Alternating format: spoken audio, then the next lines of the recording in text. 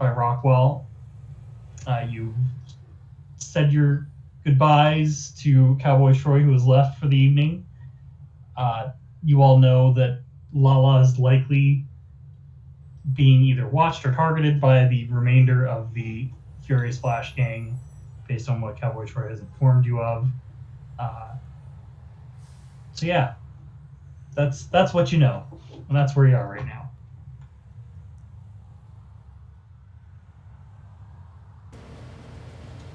All right, so we're heading to my place,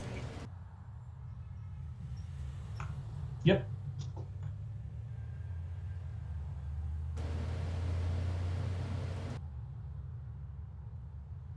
I mean, unless anybody has anywhere else they want to go. No, I followed the group.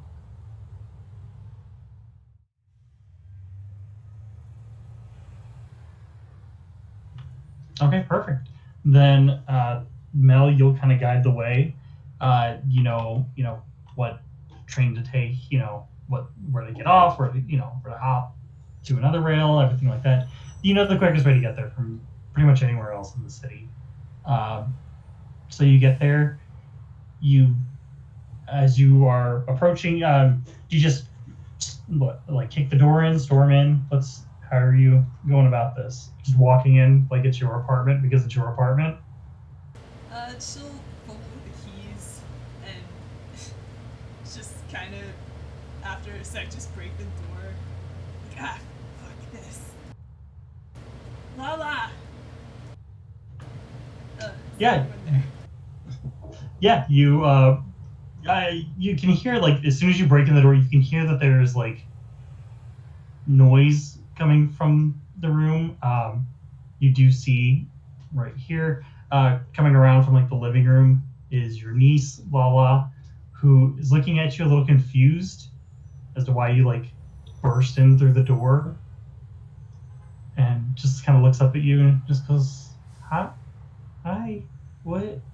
Why are you being so loud? Hey, where's your babysitter? Oh,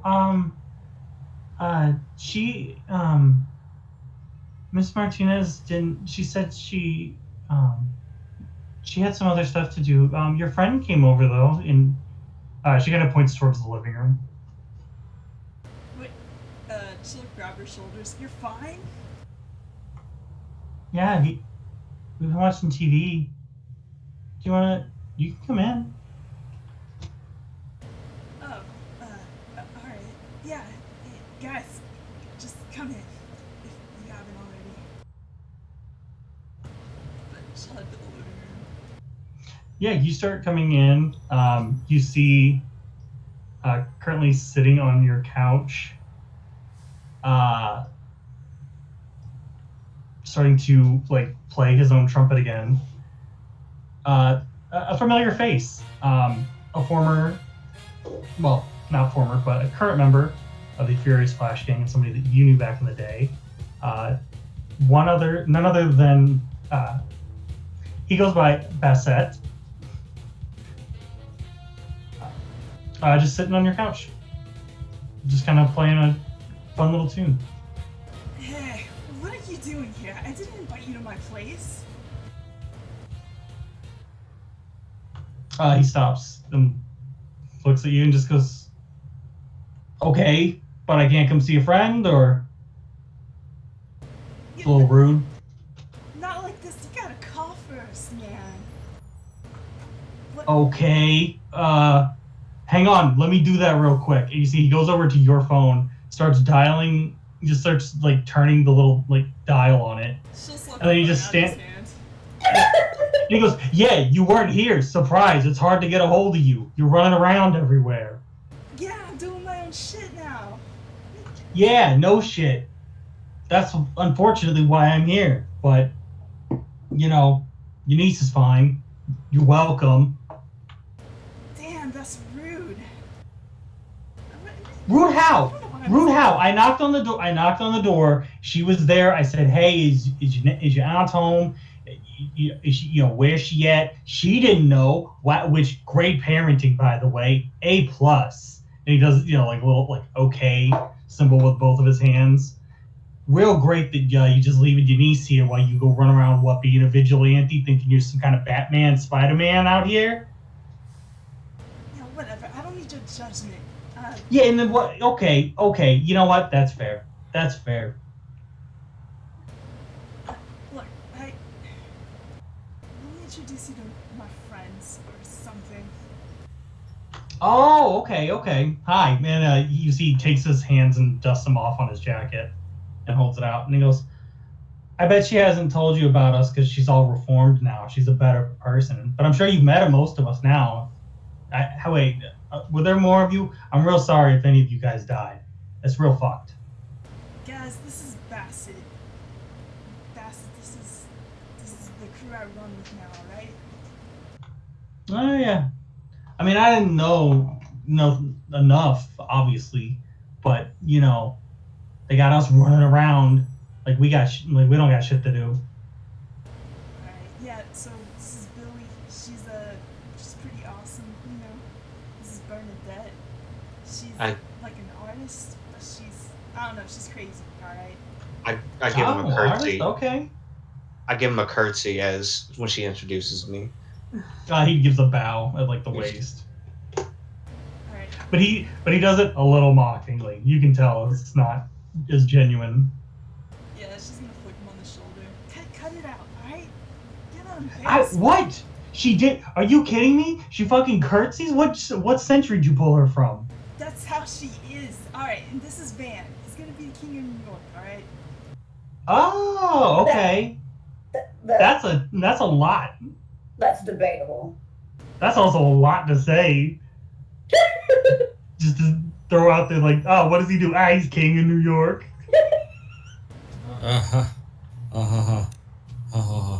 Yeah, so what?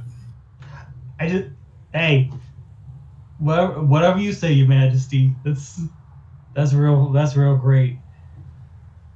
I don't need to explain shit to you. What do you want? Yeah, no. I'm just here because you and your little gang have been doing gang shit, I guess. I don't know what started it. I'm not gonna ask. Please don't tell me, because I might have to tell somebody. I might be forced to talk, and I don't wanna. And he's got his hands up, and he's doing it like a defensive gesture, like he's kind of shifting his shoulders. I don't want to talk to nobody. If anybody asks, I fell asleep, all right, or something. I left here because I don't want to be a part of all this shit. Because Grandmaster's gotten off his fucking rocker because he's been promised a sweetheart deal or some shit. I don't know all the ins and outs because I don't want to know, because then you get hung up and all the ropes and shit. I'm not doing it. But somebody needed to come here because we all got sent out to go find you and your little friends and go teach them a lesson. And he's doing a lot of air quotes with that because somebody keeps trying to fuck up the new drug that he's peddling. Does that ring any bells? Anything like that? Maybe a fire or two got started? Yeah, maybe. Are you gonna try to teach me a lesson? I ain't trying to teach nobody shit. I got a gig in like half an hour and I'm missing my train. I know that. And I gotta pay a fucking taxi to get downtown. Downtown? Tonight? Okay. 30 minutes. Fucking alright. Shit, yeah. Good luck with that. Yeah. It's gonna be a real fucking night already. So I just want to make sure nobody a little more advantageous than me fucking grabbed her up. Because there's new people involved in this. Like, you've been gone. You're out of the game, So there's new people filling in spots for you and everything else as he's moving or making his own moves. These people don't know you like I know you. Like Troy knows you. Those people aren't gonna sit here with Lala and watch fucking late night, watch fucking Johnny Carson and order a pizza. Damn, you really did that? You do see like on your kitchen table there's like 2 pizza boxes that are like half open, and he's just like, yeah, because I don't know what you got to make here. I don't got time to cook. I don't know how to cook. You don't know how to cook? That's I not can cook. skills. I can cook. I don't have the time. I don't have the time. Okay. Everybody has time to cook. You just gotta, I budget your time better. This sounds like more like a personal issue. Okay, mid-century. Thank you. I mean, the pizza in New York is pretty good. Yeah, it's the best in the fucking world. Everybody Right? knows that. Yeah. Because we make the best bread. We have pretty good pizza out in Oklahoma. I disagree with you. He suddenly is like way too close, Bernadette, and he just goes, I know the words you said in the order that you said them, but my brain like went red because that's wrong. You're fundamentally wrong as a human being. Everybody knows that the best bread in the world is made in New York because we got the best water. You get the best bagels, you get the best pizza. Everybody knows that. Go anywhere else, you're wrong. Okay? Everybody knows that. Nobody's talking about California bagels, fucking Oklahoma pizza. What is that? What's an Oklahoma pizza? You have a cow shit in it? What are you? Fucking. Look, sir, these are the people. He immediately turns to Mel and ignores you and just. These are the people you're running with. This fucking Midwest mid-century housewife. I told you she's crazy. I thought you didn't want to know the strings. You know what? You're right. You're right. I guess I don't need to know. I don't want to know. He starts running his hands through his hair. I got places to be. Mel, please, whatever you're doing, fucking stop. Just stop if you can. If you can't, I don't know. Take it up with the Grandmaster, because he's probably going to keep sending fucking weirdos after you. Yeah, I'll just have to deal with that, Bass, thanks for not, actually coming at me, Yeah, no problem. Now, like I said, and you see he shifts his arm real quick, and you see he's got like 3 different watches. Like he's got like a calculator watch, like an actual fancy, like looks like it has like 800 gears inside of it kind of watch, and then just like some cheap little slap, somebody bought at the mall. And he's looking at all 3 of them, and he just goes, "I'm not gonna make my gig tonight. I gotta go. All right." Damn, you didn't even let me finish. I was gonna say, because I didn't want to have to beat your shifty ass. Okay. Sure. Yeah, he just grabs the trumpet off the couch and like goes over and like gives you a big one-arm hug around like the neck and just goes, "Stay safe. Seriously, all of you. Yeah, she's gonna start. Don't die. I guess I don't know. I don't fucking know you really, but have a good one, mid-century Mohawk King." And he does like this big. He does like the wrist like turning in the air and like this big fancy like bow when he says the king. "I'm out of here. I'm fucking off unless you guys need something." Billy gives him advice on how to get downtown faster. Yeah, he's listening and he's going,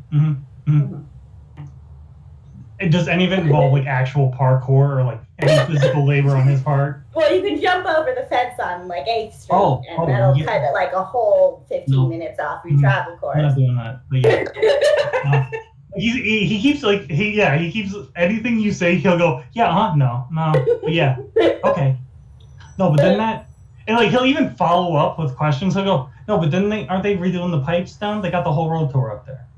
I'm not going that way either way. What, afraid to get your shoes wet? No, I'm not going through the fucking sewers. I'm not. There's gators and shit down there. Everybody knows that. I ain't fucking dealing with that. The only gators I want on me are right here. And he points to his shoes.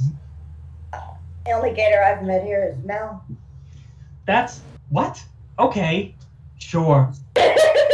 We're not gonna touch that. I don't know what that means. That's probably some weird gang thing that you guys have with your weird gang. Hey, you guys came after my home first. I don't know who they sent, so that's not on me. Is it? Guess not. Who did they send? Look, Bassett, you're gonna miss that gig. What was that blonde? I don't know. Oh yeah, the new one, the accounting Tiger chick. or something. Yeah, Tiger Silent. That's what she calls herself. Where do you come up with these names like that, though? Well, she's silent now, that's for sure. Oh shit! You fucking put her in a grave, huh? I didn't personally, actually. God damn. Y'all's real fucked up. Okay, y'all are hardcore. You're gonna need that. Look, I don't know who you're running with, but Mel's sister got messed up even before she came to fight us, so be careful. She did? No, wait, what happened to her? When'd your sister show up? Are you kidding me? No, wait, hang on. No, what are you talking about? Billy just looks over at Mel. It's her story to tell. Do you obviously have a Gemini? Yeah. I know what happened with Gemini. The Grandmaster brought him in one day, said they were the new guy. Wow. Now that's Sylvia. Why? Wait. No, but that sounds like a dude, though. Are you telling me Sylvia's a dude now? No, she was inside. I barely understand what happened to her. Stan took her over. Her Stan took her over? They can do that? Only if you're on that fucked up drug.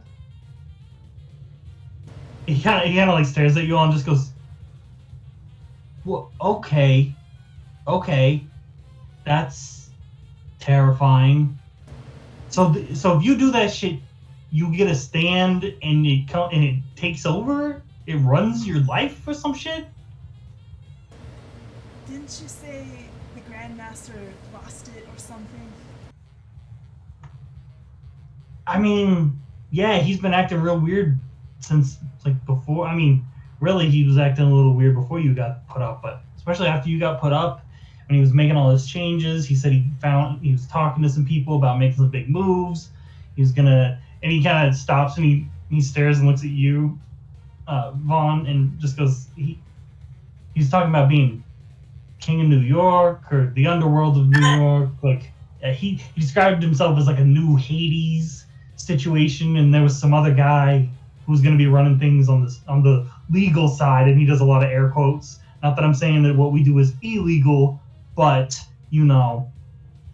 And he goes, "That you? You the legal guy? You the topside guy?" What? No, I don't know this other guy, but I mean, I think most of what I do is pretty. He looks at the others. Legal? I mean, do you know the Grandmaster then? No, I don't know no Grandmaster. I had a grandfather. I think it's Martin. No, that definitely ain't it. You know Who? Martin? Is the Grandmaster's I don't know no Martin. Any shitty ass with like glasses on. Like real big glasses at night. He kind of laughs and he goes, "Listen, if I had $1 for every time I saw some piece of shit Wall Street looking motherfucker in glasses at like 8 o'clock at night, I wouldn't have to go play gigs. I'll tell you that. I wouldn't even be here. All right, I'd be on an island somewhere, maybe south of France. That's how rich I'd be. You play a lot of gigs, you see a lot of the same guy." Well, I mean, it may not be Martin that's the Grandmaster, but Martin definitely is cozied up with some legal types and doing real estate stuff. I mean, yeah, that's what we've been moving stuff around through, because they've been doing all the construction with all the stuff down in Brooklyn, and they're rebuilding all that whole section, all that old World War II stuff. so They're supposed to be putting stuff down in there, but I don't know what. So your boss is supposed to be the king of the underworld, and Martin's supposed to be king of the top side, sounds like. I mean, that sounds like the deal that he was looking at, and he was more than happy with it. Wait, what are they putting underground? The drugs. Well, I mean, And you see he kind of starts thumbing his nose. she rolls her eyes. We busted at least one underground. Oh, yeah, no, that's why I'm here. That's why you had people show up at your house, because you did that. No, they were gonna flatten my house. That's why I had people at my house. Oh, okay. Wait, where do you live? Bushwick. Oh, what? You homeless or something? Billy just narrows her eyes. No, hey, and he throws his hands up. I'm not saying that as a derogatory. I'm saying that in the fact that they've been steamrolling that whole fucking place to build up these new condos. And while they're building it, that's whenever we're supposed to be doing our work there and then distributing out to the rest of the city and the world or whatever. I don't know. I'm not the plan guy. I show up and I do what I need to do. I'm the most 9 to 5 crook you ever met.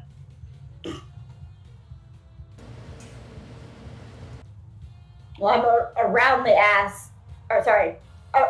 clock ass kicker. Okay. Well, I hope you get paid very nice overtime, because you showing up and being alive, great. That's me clocked out. And he does like a little like in the air like punch card into a machine. I'm done. I'm a neutral man now. I hope. Yeah, we're good, Bassett. We're good.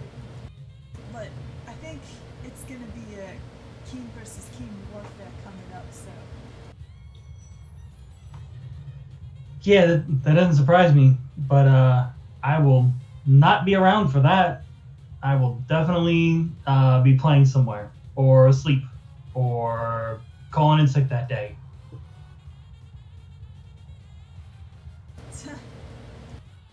Sounds relaxing. Yeah, I mean, if you can get it.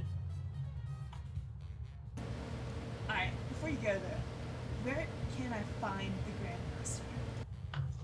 Oh, we've still got the same hideout. We haven't changed that. It probably got cleaned up a little bit since you've been gone, but why would we leave? Just because you got? No offense, sweetie. That's pretty bold that he didn't feel like moving, but alright. I mean, he's got enough money. Cops, they don't care. You pay them enough, they'll shut up. They'll look the other way. Same thing as it's always been. Except now we got a new cash flow, so. Makes it easier for me, at least. Oh yeah, I mean, I guess if you want to head over, you can head over. I don't think he's expecting anybody, because I assume he assumes that we would do our jobs. Especially because 2 of them are straight up his lapdogs with Tiger and Gemini, especially Gemini. So I'm glad you put them away, I guess. Or I mean, you said you killed one of them, so. And he kind of like grimaces a little, and he was like, that's the business. Hey, wait, have you guys seen Troy then? I don't know where Troy went, because he just gave us like the addresses. Obviously, I asked specifically for you, but. Kind of. Troy's alright. He's fine. He said hi. Oh, okay. Well, then I guess I'll see him maybe. Or maybe he'll duck out too. I sure hope so. Anything else, Bassett? Yeah, I gotta get downtown, so I gotta find a taxi.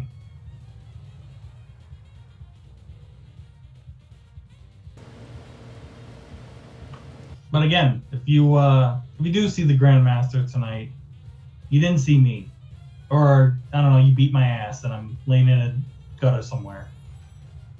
You bent up my trumpet all fucked up like. Yeah, I'll tell him some shit. It's fine. Yeah, just absolutely disrespected. You're right. Nah, I'll say something real good in your favor. It's fine. I mean, you don't have to, but if you do, you do.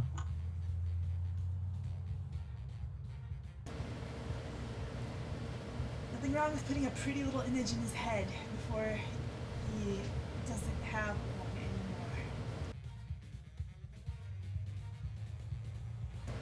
anymore. Okay. Yeah. Whatever you gotta do.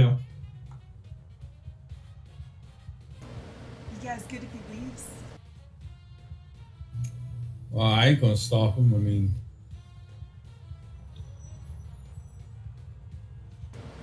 I'll probably see each other again. Yeah, I mean, do you know of any good places to play music? I've probably either played there or I'm gonna play there, so I don't know, keep an ear out.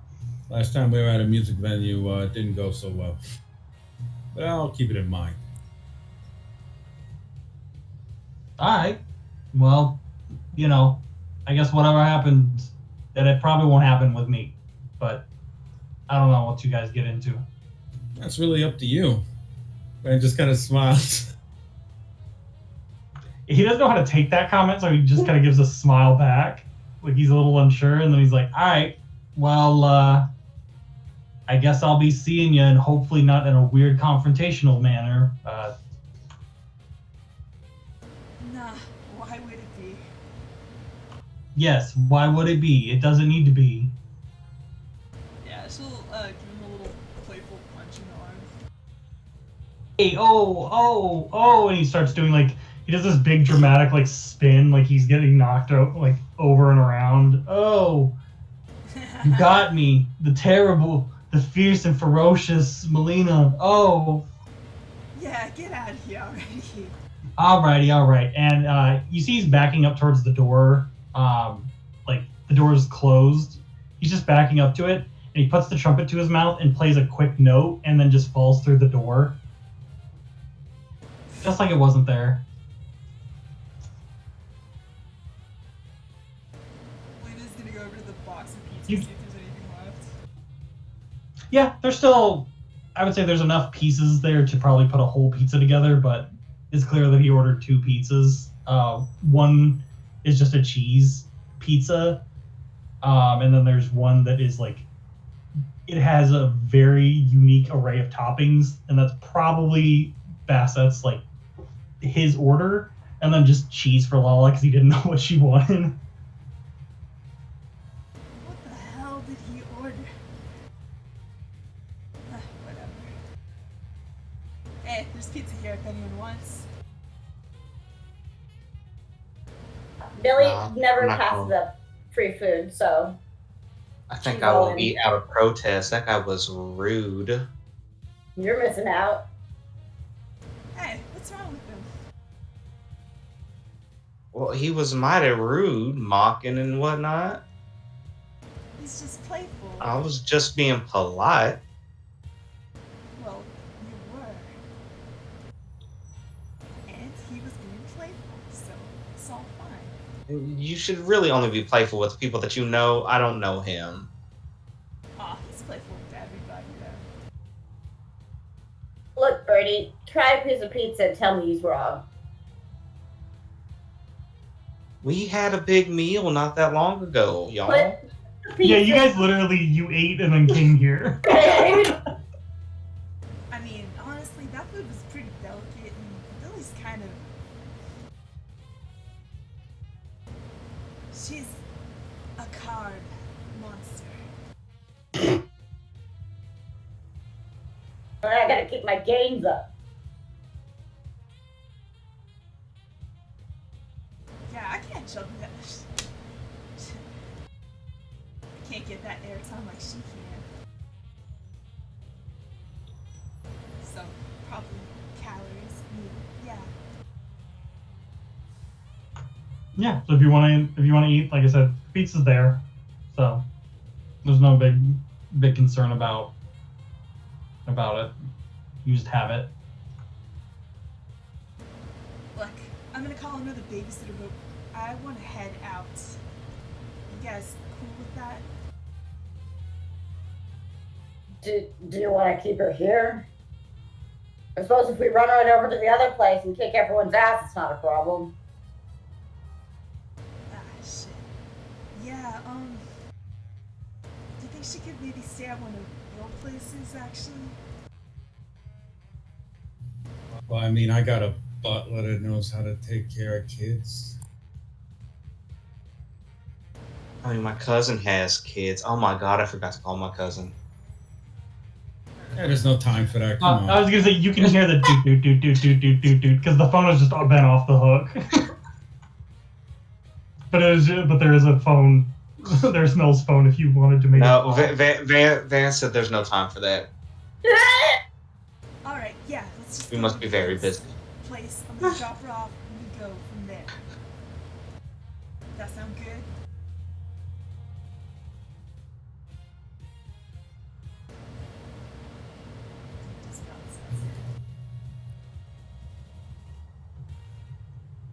Yeah, you guys can I guess double back and go to back Tell to the the butler to take her for a day out at the zoo or something. I don't know. yeah. I guess it is safer. He has the panic room. Billy blinks like she hadn't even realized that there would be a panic room, but that it makes sense.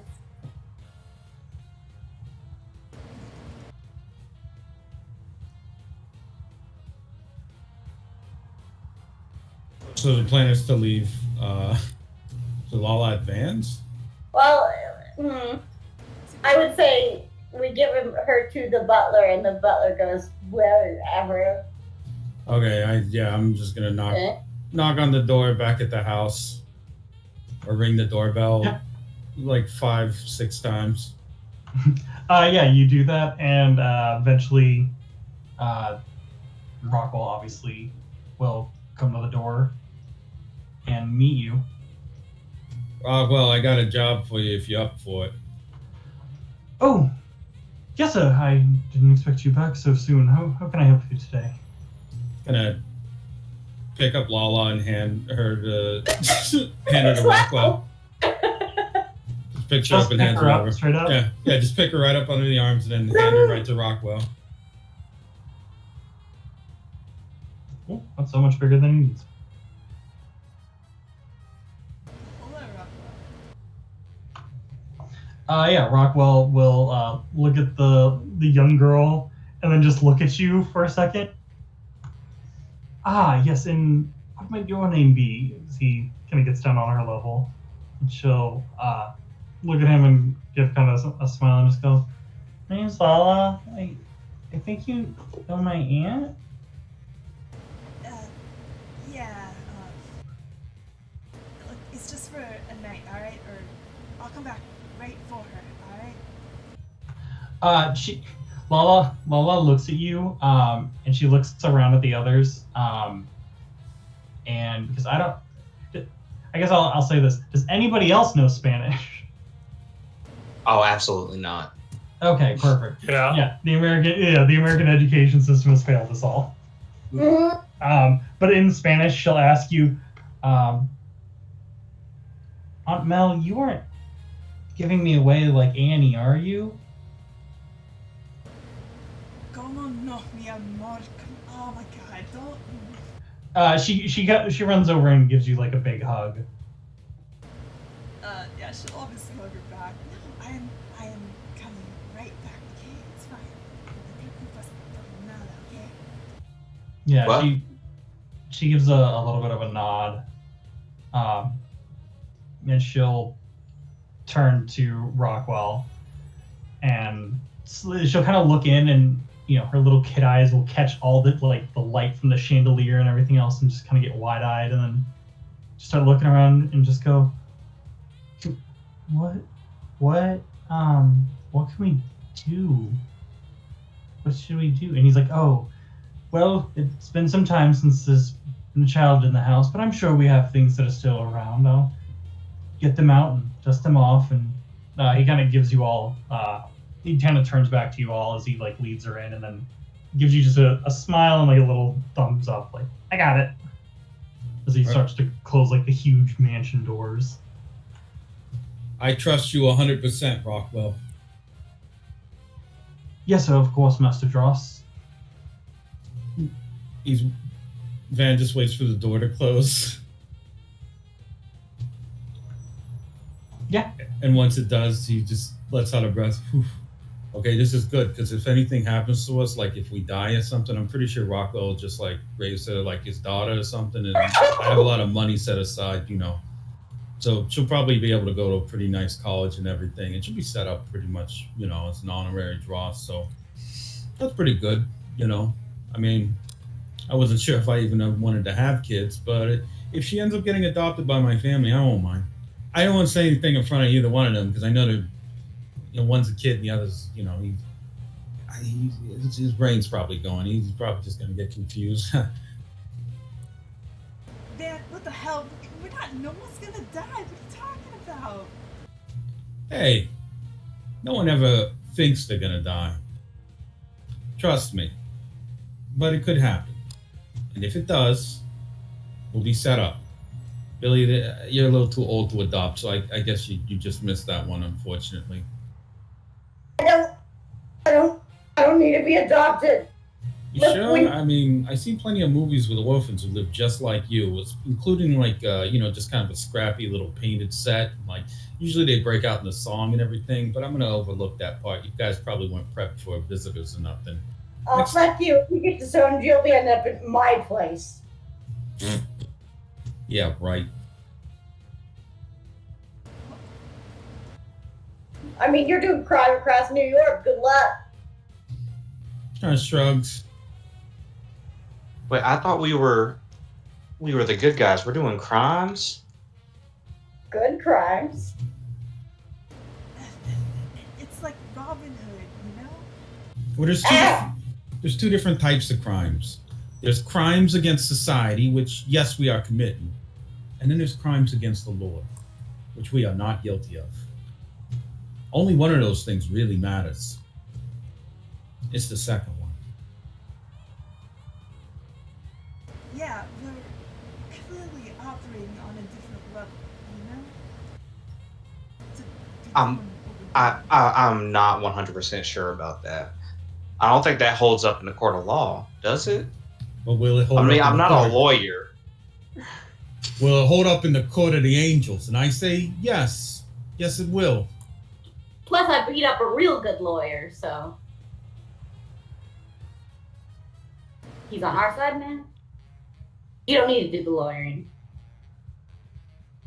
I mean, did that bring him to our side? I feel like he would do everything in his power to get rid of us. I don't think he liked us that much. No, he had the spirit. Billy looks absolutely sure of that. Doesn't matter what he wants. It's fair and square. What happened? You better show up.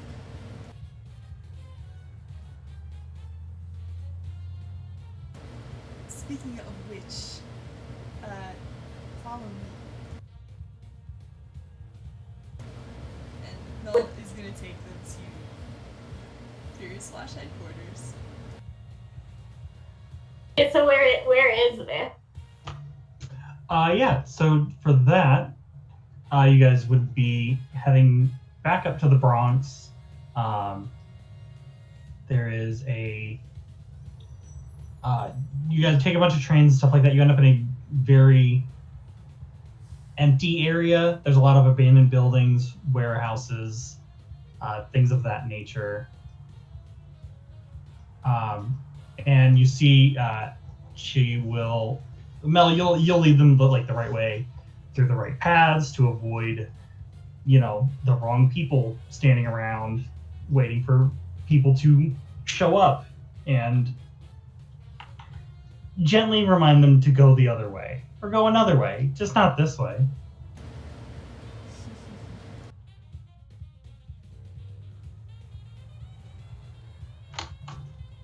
But eventually you do come to a set of giant warehouse doors. It's a shipping sort of thing, so it's not so much you just kind of open your door and walk in.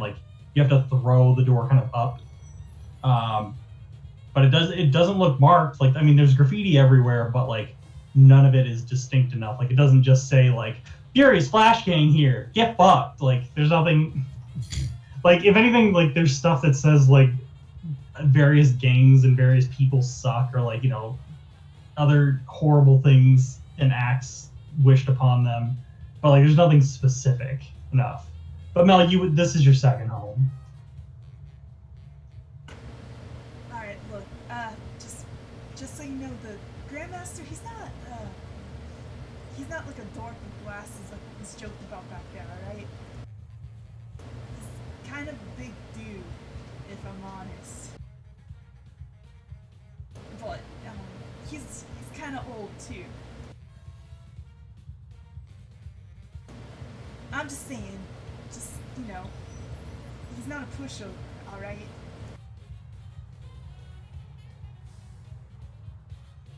So he's old, but we shouldn't underestimate him? Yeah. Yeah, I've seen him beat some people, I'm just saying, it's not gonna be like just an easy thing.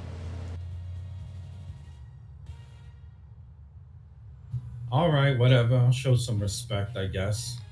If that's all you're asking for, it's not like it's impossible for me to do.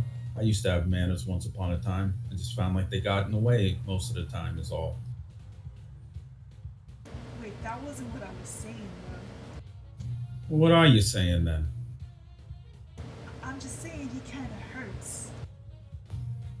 Oh, I mean, I thought the whole idea was we wasn't gonna just go around smashing people.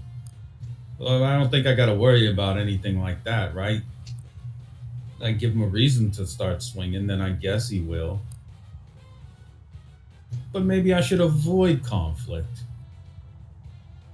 No, I don't know. He's kind of sure in his ways. I'm kind of thinking maybe we should just be direct and get the jump on him. That's what I'm thinking. I think he's a direct conflict sort of person. You could say that.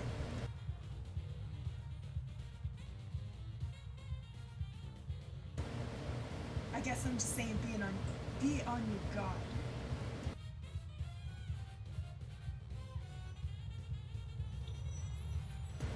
But she'll continue to lead him in. Okay, perfect.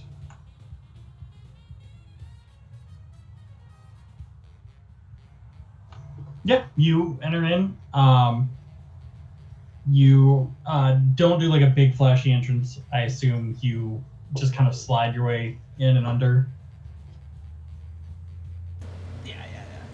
She probably doesn't Yeah. recognize. Like, there's no one here, right?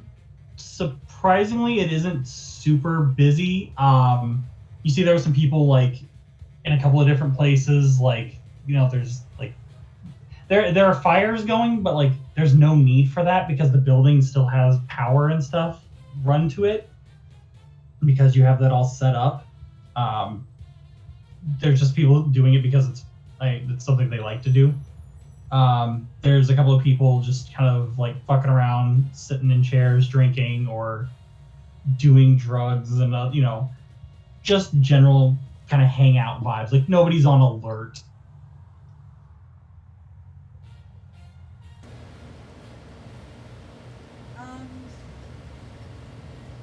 I guess she would know where the Grandmaster usually would be. Yeah, he's got a separate office space, and kind of it like in where the old offices of this would have been when it was still up and running. So you do have to kind of like go through these people, but you got an air of confidence about you. You could maybe get through them with no problem. Yeah, she's just gonna lead them right through, see if they bite. She's gonna like side eye them if any of them like, look at them. Yeah, I would say you're probably good for a while. And eventually you do, like there are occasionally a couple people who like will look at you and then like go back to what they're doing, or like somebody will hit somebody who hits somebody who looks and then just kind of shrugs, or like they don't know who you are as a group because you are a very eclectic group, I'll say. Just giving y'all's like general looks and vibes. There's a thread of like coherence amongst your guys' look, but not enough that like people would know exactly who you are. But eventually somebody does kind of like get somebody's attention, And that person will start making their way to you. This gentleman, who you recognize, Mel. It's somebody that was with you like way back in the day. His nickname is Rat. He got that nickname because he is just kind of like a Weasley. He's not like a piece of shit, but he's like real Weasley, and he kind of found his role in the gang as being like the fall guy. So like if a bunch of you needed to run off and like scatter in a group, he was the guy who got left behind on purpose to get picked up by the cops. And within 24 to 48 hours, he was usually back out on streets. Alright, Hulk is approaching. But yeah, you see he's coming over, and like initially he's kind of like he's sizing you up, but then he realizes like who you are, and then his kind of demeanor changes and he straightens up and comes like rushing over to you and like throws an arm around your shoulder and is just like in kind of a whisper, so not to get too much attention to everybody else. He just goes, "I'm sorry, Mel?" Yeah, you're not blind. What's good? Yeah, what? What are you doing here? I'm here to see the Grandmaster. I know it's been a while, and I just do. All right. Okay. Why? Like, he kind of like spins on his heels and starts turning you like away from the Grandmaster's office towards like some seating, like looks like some couches or in chairs and stuff that got stolen, some boxes. Starts bringing you over. Why are you doing that? Why you don't? What do you? I mean, I heard. There's always rumors going around that you got out. You were running with some new gang, but you're here, so that means you're not, right? You're not doing that, are you? What have you heard? Out of curiosity. Whoa, and he's kind of looking around, and like he sees somebody else is like noticing the conversation, and he lets out this kind of big laugh, and he kind of like pats you on the back a little too hard, and then like turns both you and him around, and he goes, "I mean, everybody knew that you were getting protected while you were on the inside. People said that you worked out some kind of deal with the boss, and the boss was, helping you so that when you got back out, that you would just come back, and then you would start paying off your debt, but then you did come back. So then everybody was wondering what was going on. How could you be getting all this, this lab of luxury kind of shit?" And so everybody started talking, and then the boss really got down on everybody for talking a bunch of shit behind his back. And then everybody got real. Everybody had to be buttons in the nines. And he started talking about how we were going to be expanding, and we had to do all this stuff, and then we had to go running around fucking all over the fucking 5 boroughs, just setting up shops everywhere, getting all this stuff going because he found some new drug or something that was going to happen, and now there's a bunch of weird shit. Did you hear there was a fire in like downtown, like Bushwick, and then there was all that weird shit at the clubs that's been going on, and like people have been seeing ghosts and shit. I don't know. It's just there's a lot going on in the city, it's wild. And people say that it's probably just the heat because it's, middle of June, almost July. And it's like, no, it's not just that. It's because there's a new drug that everybody's doing. Better than Coke, they say.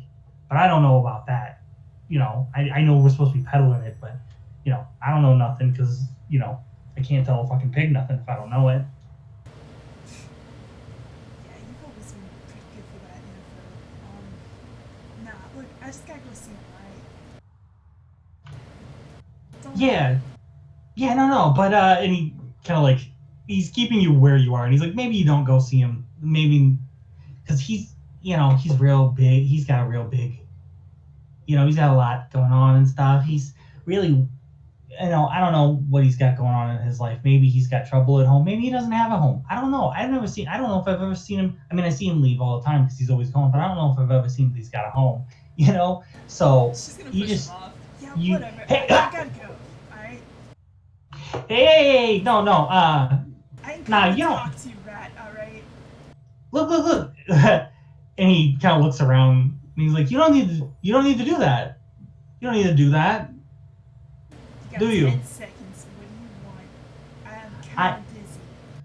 look, he like have seen like saw the shove and everything and are kind of like gauging what to do, and Rat dusts himself off and starts laughing. That's real funny there, stranger, isn't it?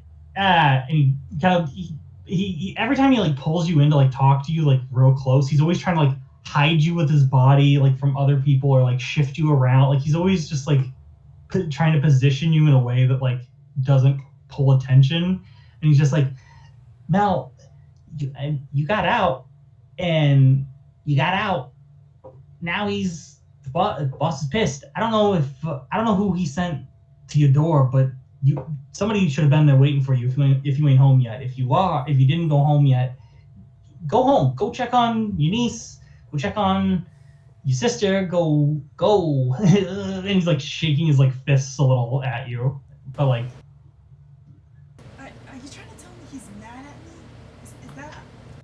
I'm trying to say that word through the grapevine, and again, I don't know if it's you. Nobody knows anything like that. That's kind of the problem, is that there's been a lot of confusion with everything going on. Is that, he starts talking about how we're going to move up, how we're going to be B gang in New York. Everybody's going to work under us, or they're not going to work at all. Even the 5 families are going to have to bend and kiss his ring. It's like insane stuff. Like, you hear that, right? You hear the 5 families of New York are going to be talking to him directly under him. And he's like tapping his temples as he's saying like each syllable. And he's like, all because of some partner that he made that's going to help us get all our money and launder it and everything like that. And so now, like, we're just, we're doing our normal stuff. We're doing our normal rackets. We're selling, what we get, and blah, blah, blah, blah, blah. Suddenly we got this new shit. It's giving people like superpowers or some shit, or they're dying. They're just straight up dying. And he kind of does this big arm gesture. I don't like 50%. 50% ain't good odds on customer returns. All right? And apparently you can't even do it twice. You just straight up die the second time. I've never... And he like takes a big breath. And he's like, so, you got these weird superpower drugs going around. You got everybody in their fucking mind who's a fucking cokehead now running around with laser eyes like they're goddamn Supermans. And somebody showed up out of the blue, burned down one of the buildings, the only one that was up at the time that was working on shit. And now there's nothing. And I guess, they're working with the supply that they got. But, obviously the demand is going to shoot up. How do you feel about this? I don't necessarily like it, but I am too chicken shit scared to just straight up leave, And he kind of like looks around a little earnestly, like you feel that he feels that he is like a little fish in a big pond full of sharks almost. That you're not trapped. You're quick, you're clever. You don't gotta be here. You're right. You are right. I don't have to be here. I can leave whenever I want. And he kind of like puts his like finger to your chest like once or twice, but you can feel like he's talking more to himself when he's saying that. And he's like, hey, as long as you believe in me, then I guess I believe in me. Ha ha ha. But seriously, I don't know what all this weird shit is. A lot of us, I mean, not a lot of us, but I know at least me and a couple other guys, like, we found it kind of weird, this weird shift. But a lot of other people, you know how much people are paying, these rich fucks are paying to try and get superpowers? It's insane. How much? I don't. And he kind of looks around and he goes, I heard from Mikey, who heard from Billy, who heard from Joni, who heard from Martin's cousin, who was over on the east side, that he found some guy, some Wall Street motherfucker who wanted to take a hit. Gave it to him, dropped six fucking numbers on it. Like $100,000 for one hit. And then the guy fucking died. $100,000 for your life.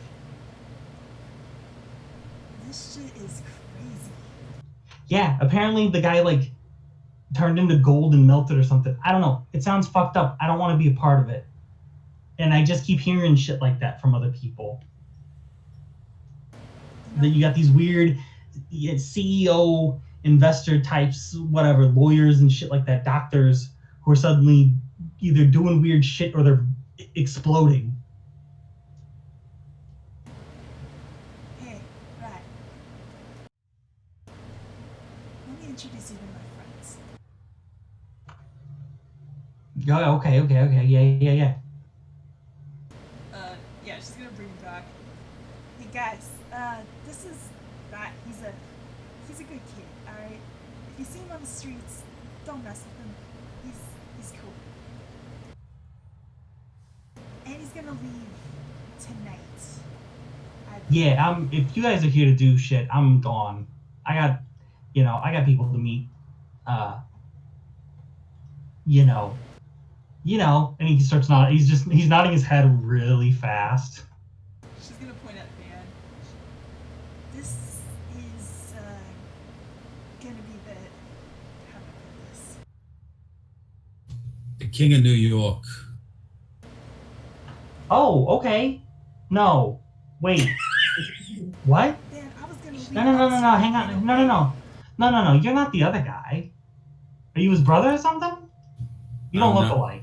I'm not his brother, and I'm not his friend either. So we got two king. Oh, geez. Hey, is this some weird fiefdom thing? Like, is Grandmaster gonna have his own little plot of New York? Like, are the boroughs getting broken up into the kingdoms? What kind of medieval fantasy bullshit is this? This is America. We don't have kings. I'm sorry. No offense, king. Yeah, that's exactly what I said. Maybe tell people you're the president of New York. Maybe that'll drum up support or something.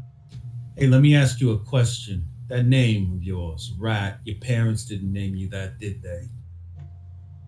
No. Yeah. Yeah, you got it over a series of different events, the way your personality shaped, the decisions you made, all that shit. But you definitely decided at some point you was gonna live as Rat. So when I say I'm King of New York, it's like when you say you're Rat. You understand me? It's not a sign of disrespect. It's just what we're doing in the world, what we're projecting. So you can keep being a rat, and I'll just be the king, if you don't mind. All right, okay. Jeez, all right. And he's got his hands up, and he's very, like, his shoulders are up and like pushed in. He will lean over to you, Mel, and like whisper, "Just, the fuck do you find these people? What is this?" What are you talking? This is my crew. Okay, yeah, sure. That's all right. What about y'all? The Mohawk and the Perm. This is Billy. This is Bernadette, and yeah. I give him a curtsy. He's gonna be the king of New York. Now you know. You give him a curtsy and he doesn't know what to do, so he grabs it like his t-shirt and he does a curtsy with his like t-shirt as a dress, and he also is a little confused that why would you curtsy me? Billy gives him an up nod and says, "I like your hair." He gives you an up nod as well, and he goes, "Yeah, you got some towers going on up there." Yeah, that's the point. She'll like make them a little taller. He kind of nods. It's a nod of respect with your mohawk. And I'll go, "Okay, well, I don't know why. Guess I can't talk you out of it. I will grab my things and go. And I guess don't be in the building when you have to drop it on him, because I don't know how you're gonna deal with him." Billy leads in and asks, "You got a place to go?" "Yeah, I got plenty of places, honey. They don't call me Rat. Like I don't got some rat holes to hide up in." She just nods then and leans back. Yeah. Well, right. I'm gonna see you around. Yeah, no, definitely look out for yourself, and you guys watch over her. She's a good one. All right. I mean, you guys probably know that, but what happened to you didn't deserve. Yeah. Cut it out. I'm serious. You, like, my job is supposed to be the fall guy, not you. I like how it ended up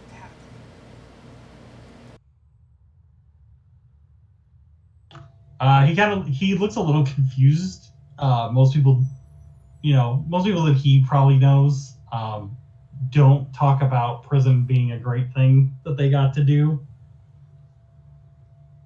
But he will just kind of give you a nod and just, all right. I mean, you say so. He starts looking around,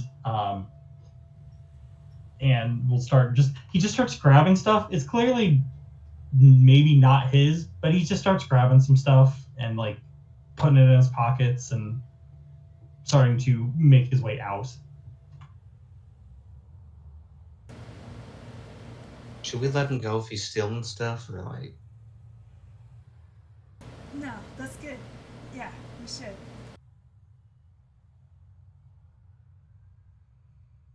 What's it to you? I feel like it might anger somebody, and that his life is at risk. Rat? Nah, he's fine.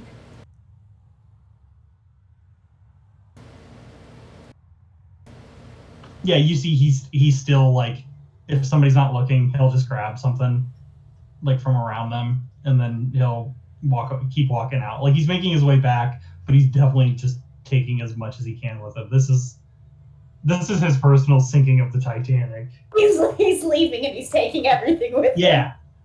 Yeah. You see, he grabs a bag. It's clearly not his, that he starts putting more stuff into.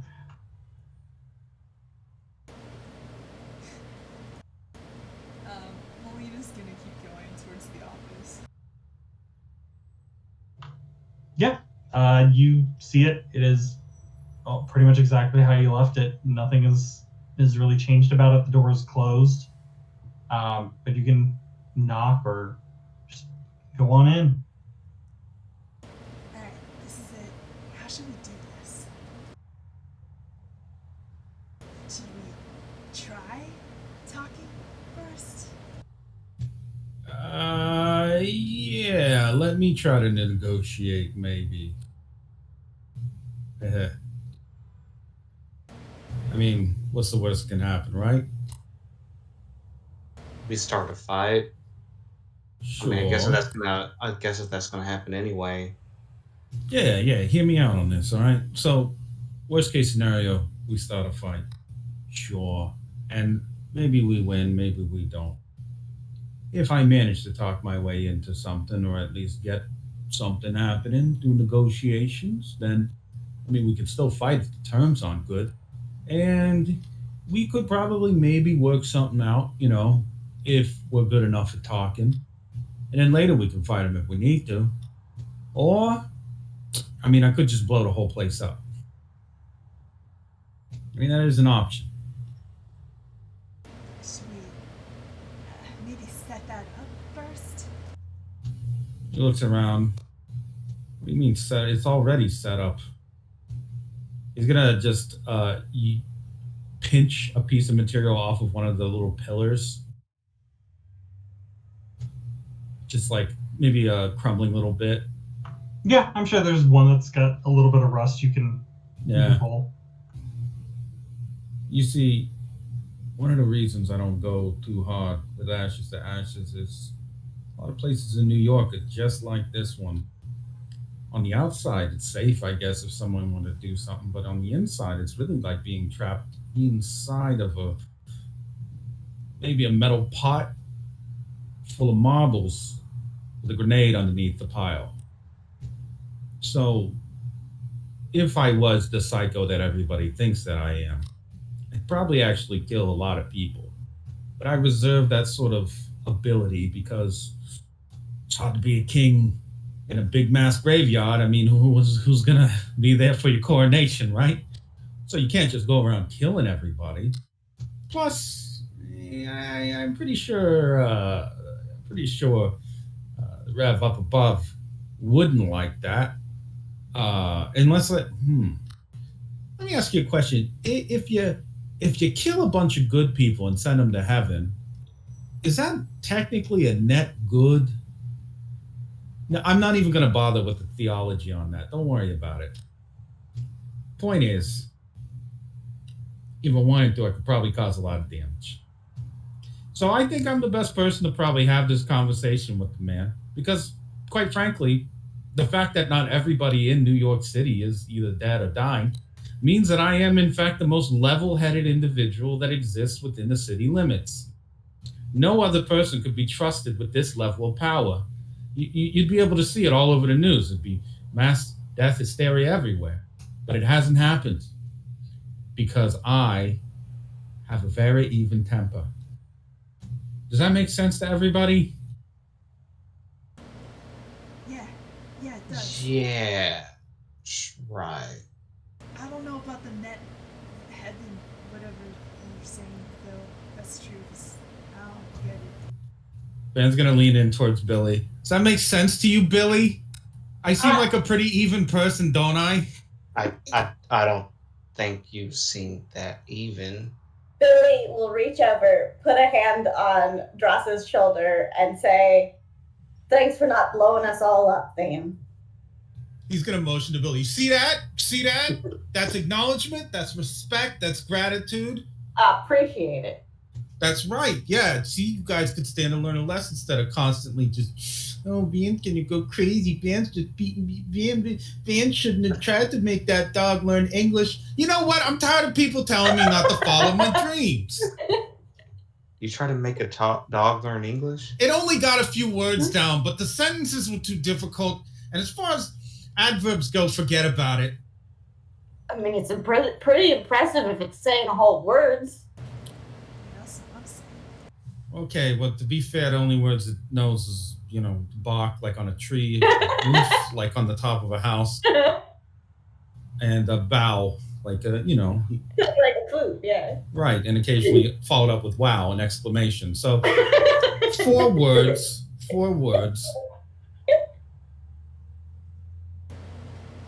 That's still pretty good. I bet you could teach it to be a woo girl. You're right, I could. Alright, Dan. I'll follow your lead. That's right. And now I will show you a secret. I will show you the way that rich people knock on doors. It's different in very subtle ways, but once you know what it sounds like, you'll be able to recognize whether the person on the other side of the door comes from a money background or is working class. Pay attention now. And this one takes practice. Have my book out to take notes. Your living book. Van is going to curl his knuckles in it is a subtle way. It's the way that you would hold a writing crop, sort of, except his hand's empty. He's also going to soften his palm and his fingers at the joints a little, so that when he knocks, it has almost soft thud / ring to the wood. So it sounds almost like a glove, a gauntlet covered in velvet, we'll say. It has subtle give to the knock, but it also has the sort of confidence of, I am someone meant to knock on this door, and the other person on the other side should definitely answer. Not aggressive, not soft, but assertive. And yes, this is a real fact. This is not a real fact. It's just something I'm making up, but it's something I feel It is the knock of the distinguished. Yes, the gentleman's knock. Yes, this is something passed down from Dross for generations. Do you take 3 pages to explain it mid? Yes, it's something only his family and other weird ultra rich families that are old money would understand. You see, it was developed by the Italians back in the 15th century to identify potential assassins that were on the other side of your door.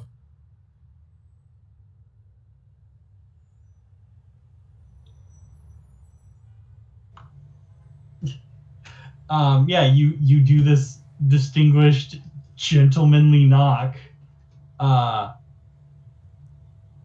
you just you don't hear anything. There's not a response back.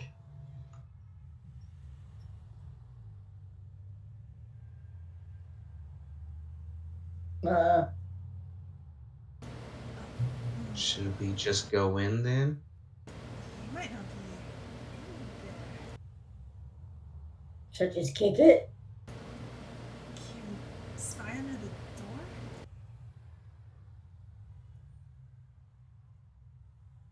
No, I got an idea. Hold on.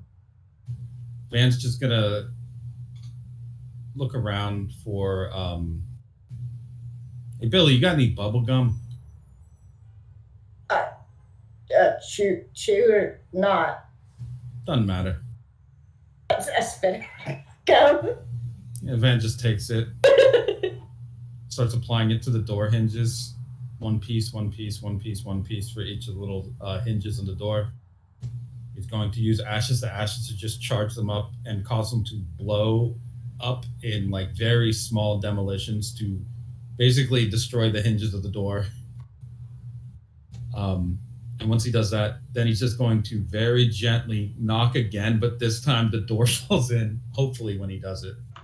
Yeah, you do. You start knocking, and you have to sort of like follow the door after the first like two knocks. The force is enough to start causing the door to shift and drop. It is like there's still stuff going on, like there's music playing from like boom boxes and stuff around you, and like people fucking around. And then there's just this thud of the door that just kind of echoes, and everybody kind of like you've now gotten their attention from behind, and you can see like into the office now.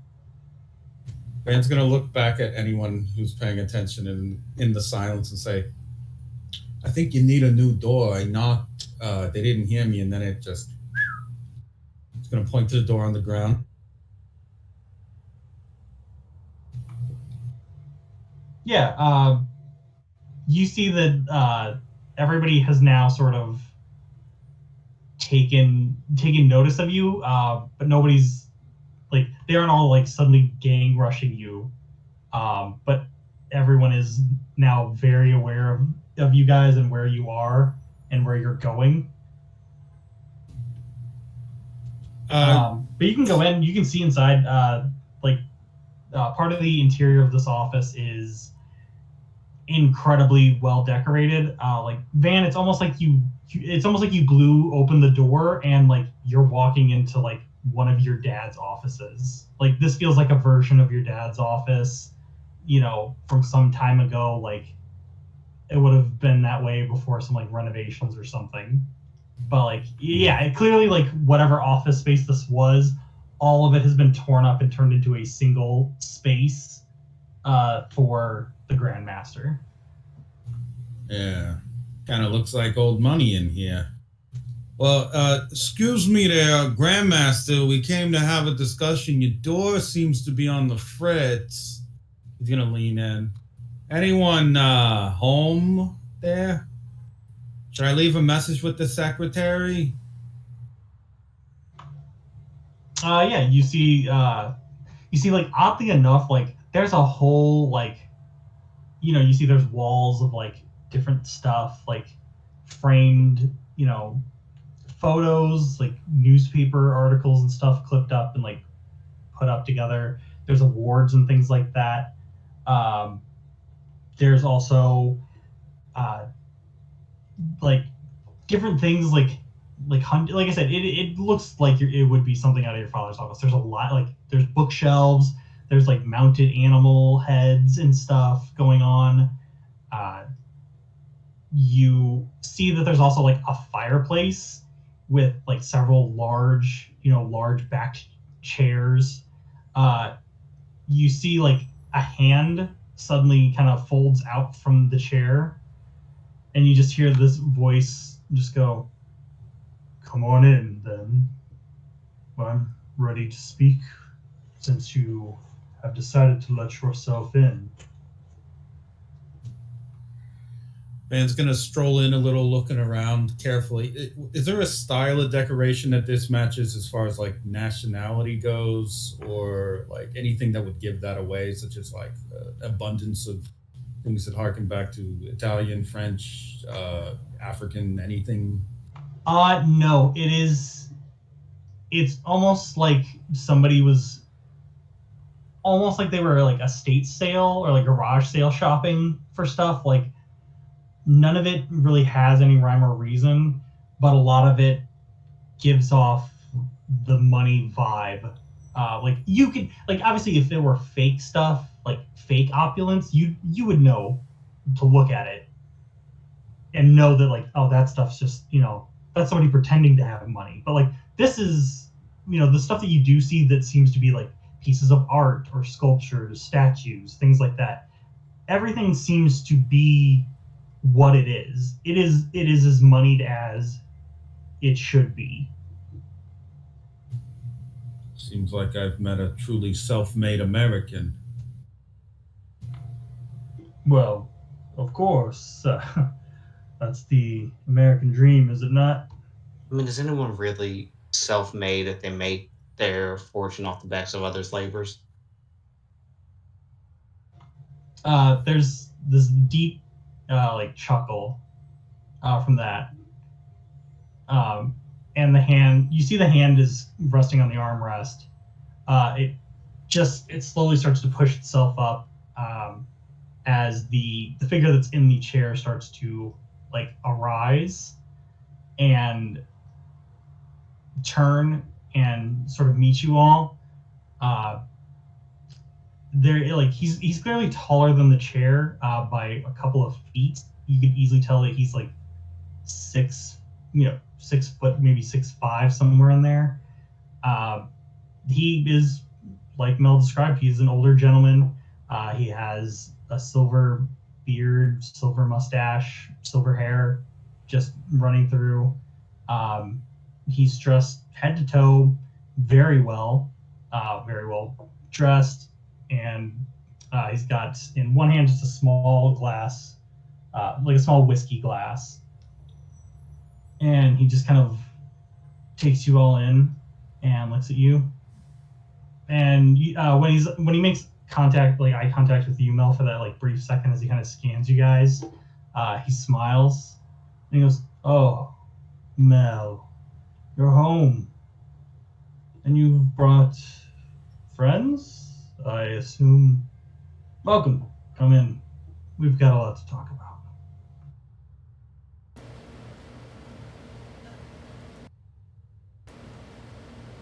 Yeah. I guess I kinda am.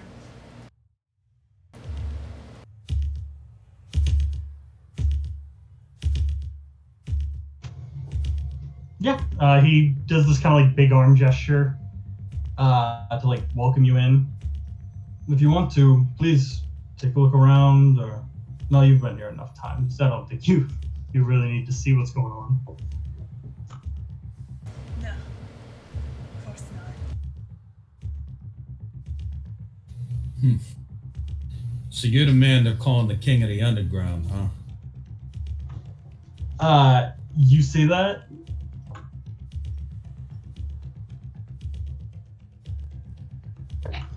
You say that, and he kind of, there's just the very faintest upturn in his mustache, and he goes, "I guess that's what it could be. There's a lot of work that needs to be done before such somewhat silly titles, honestly, could be had. But yes, I suppose I am the king to be."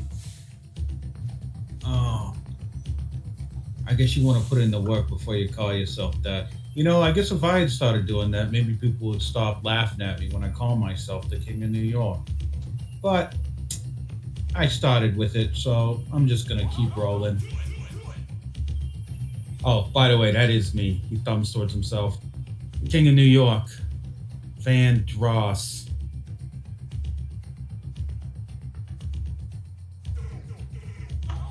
He kind of smiles and nods, and he goes, I I guess that kind of answers some questions as to who you all are. Mel, I really hoped that it wasn't true that you are with these people. You guys have kind of cost me a little bit, but I guess we can talk about that, I guess now or maybe later. I don't know which you would prefer. Let's discuss business right now. What's a dollar amount that you would say we've cost you so far with our shenanigans? He kind of rocks a little. I don't know if you could really put dollars into it. I mean, there was everything when you were with us, Mel. I assume you're no longer with us. You wouldn't call yourself a member of the Furious Five anymore, would you? I am, you could say, a loyal servant to the King of New York. He smiles again and he goes, very apt to say after trying to, I assume jokingly or mockingly refer to me as King of the Underground, New York, but no matter. Yes, then there's taking care of you when you were with us, taking care of you in prison, making sure your sister was fine, that Lala was taken care of in the interim, that, nothing bad happened at any point in time. She's doing all right, I assume. Bassett, I don't know, took her to a jazz club.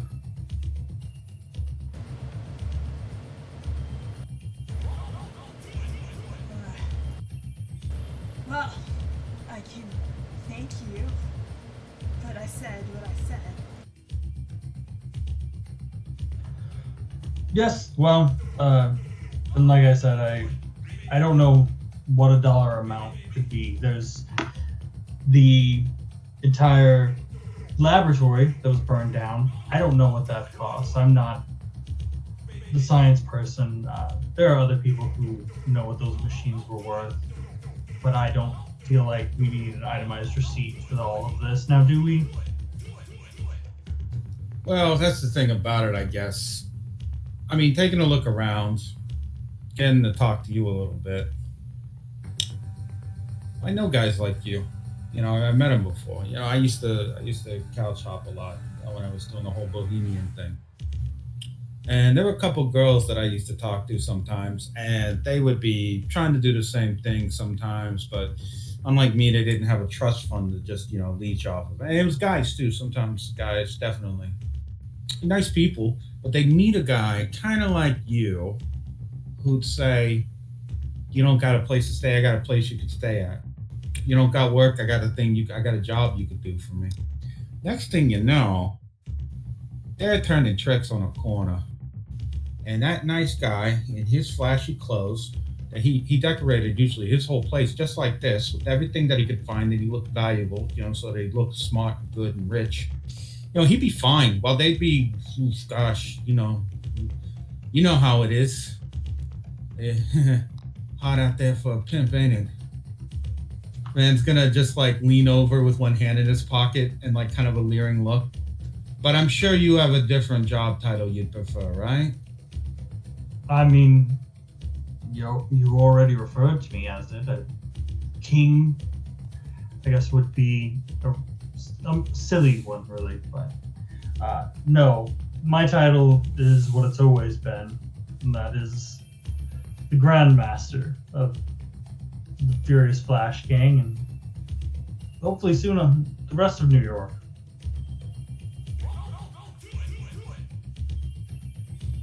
All right, well, you know what they say. I was gonna roll his shoulders a little. Hope in one hand, shit in the other, see which one fills up first, right, fella? If you wanna be the king, you're gonna have to take care of some problems here.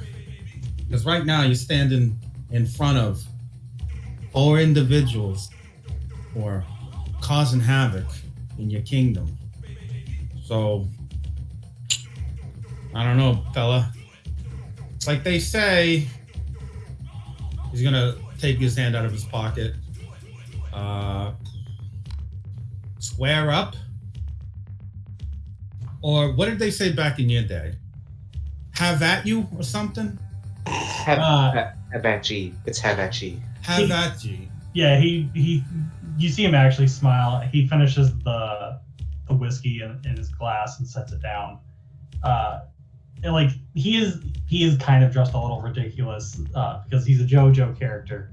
But you see, he slides one arm out of his jacket and then the other arm, and then sort of just puts the coat down on the chair that he was sitting in, and just goes, "Well, I guess if I must oblige, then." And he kind of smiles, and when he makes a fist in his hand, you can hear the knuckles cracking as he like squeezes his hands closed, and he takes up this like very like typical like southpaw boxing stance and just stares at you all and just again sort of smiles and just goes, "Have at thee then." He really is doing old-timey boxing. Yeah, so why don't we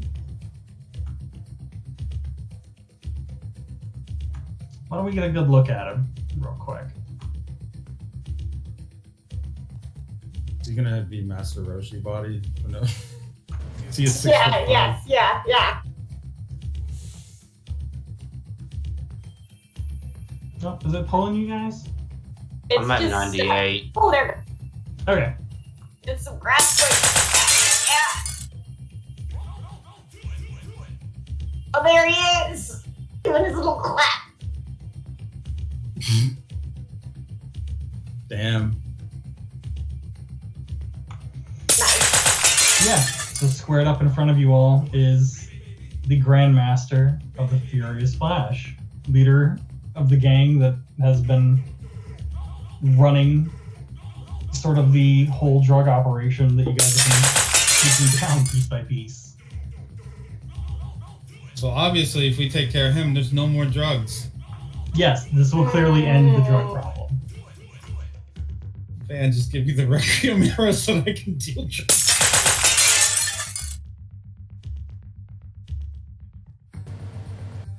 Have you seen that meme before of Diavolo like explaining in like a paragraph why you should get the Requiem arrow? That's pretty good. The only part I remember is that he's just saying, I just wanted to sell drugs to kids, you don't understand.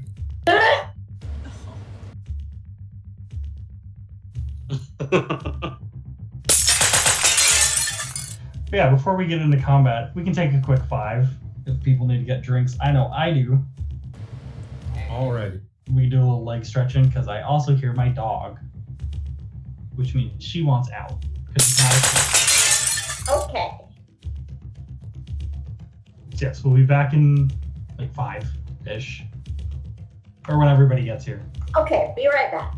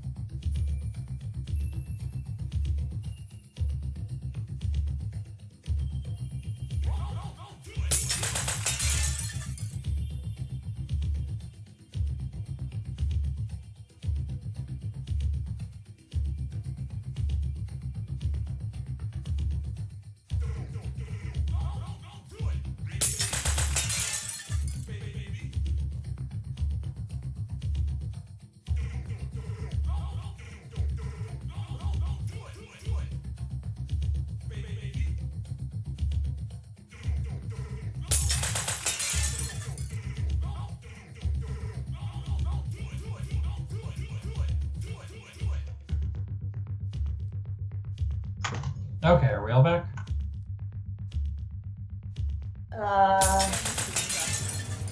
Okay. So, oh, Yes, I'm back. Hello. yeah. Perfect.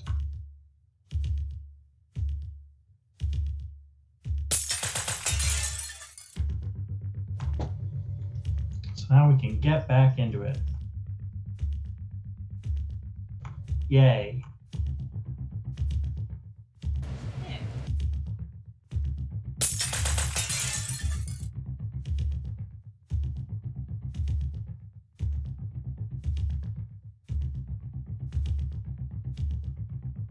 Okay, first we're gonna switch back here. Yeah, so I mean, you guys we've sort of set up that the peace talks have failed, negotiations have failed. It is now time to move on.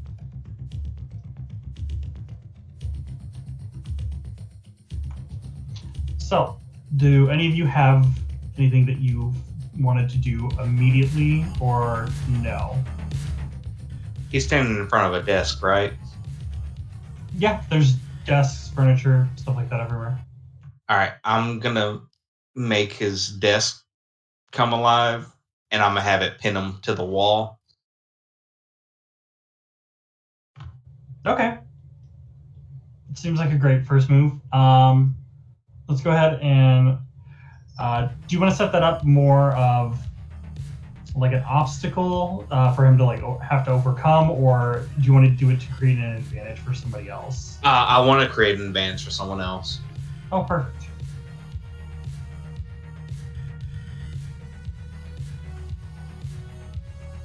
Okay.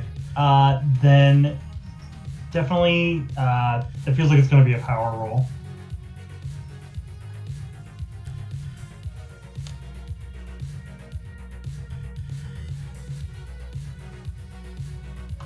Damn, all right. Oh, you guys can see a sheet, right? I thought I made it available on the break.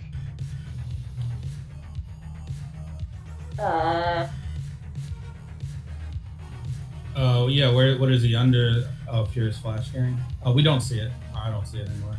I do not see it. Okay, give me a second.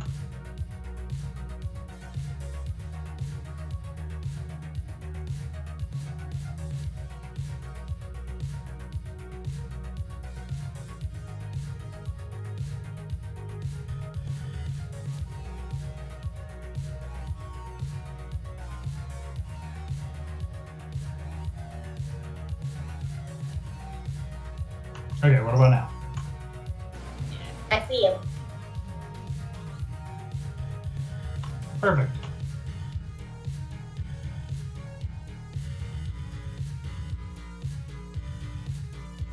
Okay, yeah. He sees his desk come to life as it starts to rear up and like shuffle itself over towards him. He's just gonna strike down and just punch it.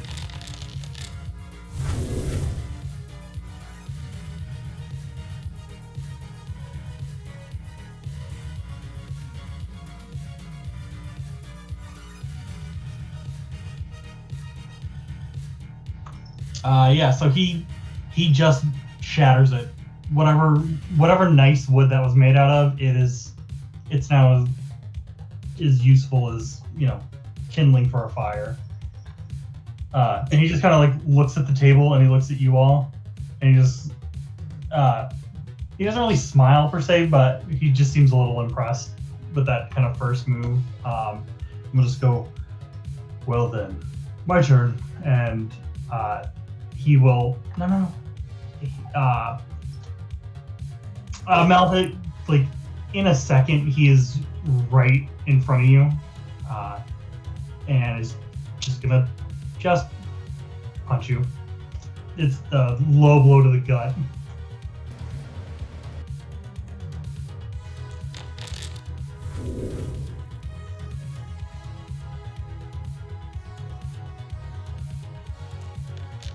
Just gonna try to dodge. I will say he is that roll is at a 6 for him. Dang.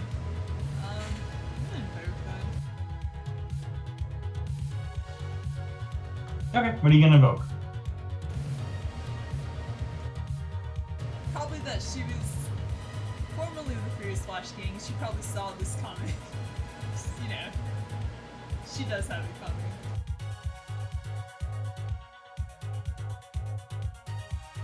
Yes. It could be argued.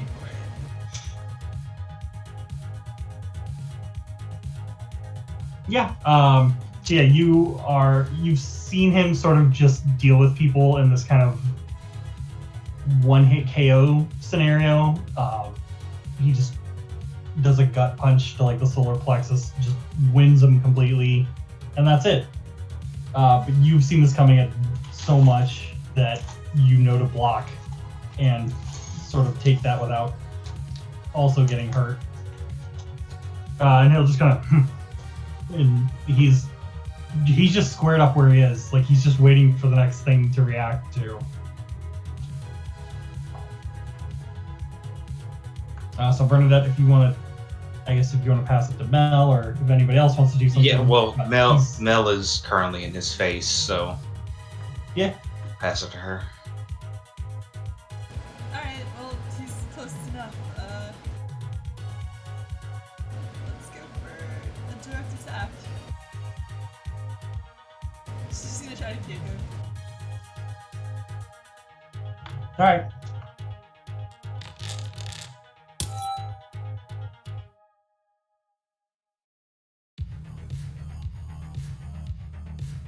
Okay. Yeah, you're just gonna blast. That's a 7, isn't it? Yep. Oh shit. I'm gonna invoke Concrete Jungle Gorilla to give me a boost just to take less damage there. Well, you wouldn't take any damage. Because you're the one attacking him. Oh, right. In that case... Is it considered with style, though? If he... Yeah, it would have a +3 or more. Alright, yeah, it's tempting to just use both of my feet here. Yeah, fuck, I'm gonna do that. I'm gonna just use both fate points to boost mine. Okay, so you're gonna give it a +4 then? Yeah. Then invoking, the more I see, the more I do. Okay. Yeah, so you kind of got the eye of the tiger. You have studied under this man. He's taught you most of everything that he knows, and he's full on ready to go. But you obviously learned yourself outside of it, so you quickly overtake him. And so he'll just kind of take that. The ice is like, is it like a sort of piercing him and stuff, and he's kind of breaking it off as it's going. He seems kind of unfazed by it for now, at least. Okay, and then Popcorn Billy.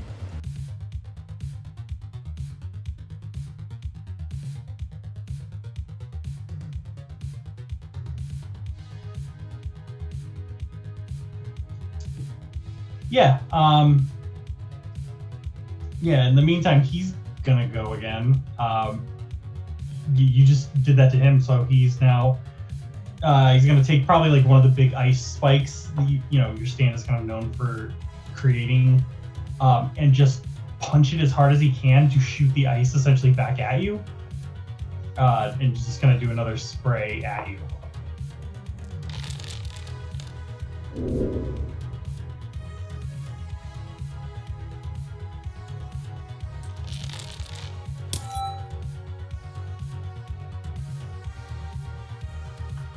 Yeah, I'll pay a fate point and re-roll that. and I will invoke. I'll invoke that he's the head of the Furious Flash Gang. He was your boss for the longest time.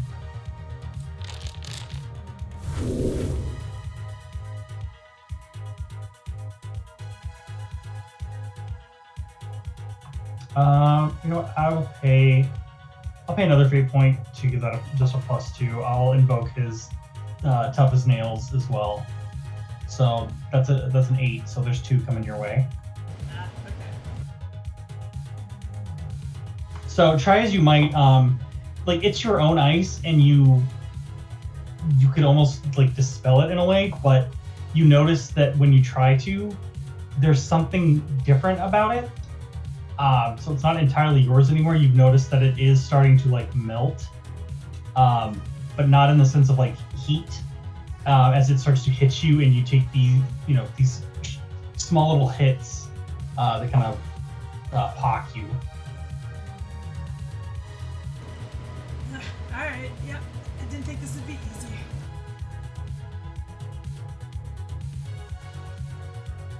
Yeah, he doesn't say or do anything to that. He's gonna keep on. So I guess Billy, what are we doing? Billy can see that like ice and like probably Mel's getting burned, and there's because it's like corroding, right? Yes. You haven't seen like his stand show up yet, but he punched that ice and shattered it into like a shotgun of like ice chunks, and they seem to actually hurt Mel. Can I slip? I try to slip in front of Mel before anywhere burns her, and I try to I basically say, "Kick his ass, Mel!" But my voice, Billy's voice gets louder and louder until it like she's trying to push back all the leftover bits straight at him. Okay, so are you doing this as an attack or just it's not really. I don't think there's a tube in here that I can set up the tube move. So I think this is going to be more of I guess that. You're just doing some aggro? Yeah, I'm just attacking, yeah, and trying to deflect the corrosion back at him. I don't know. It'd probably just be water for him, but we're going to try. Yeah. All right then.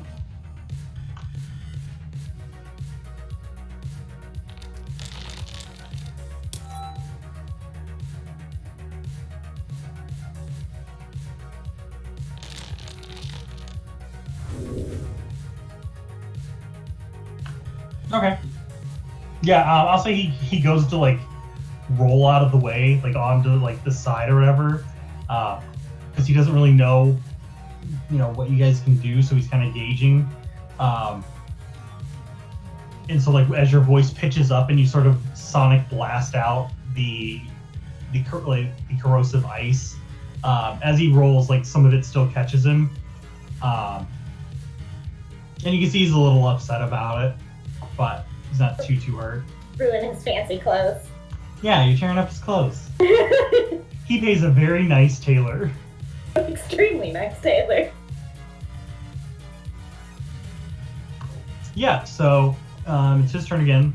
He rolls and he gets up into like a kind of like a squatted position, and having seen you just scream a bunch of ice at him, Billy, he's gonna rush you down, and he's actually gonna clash you.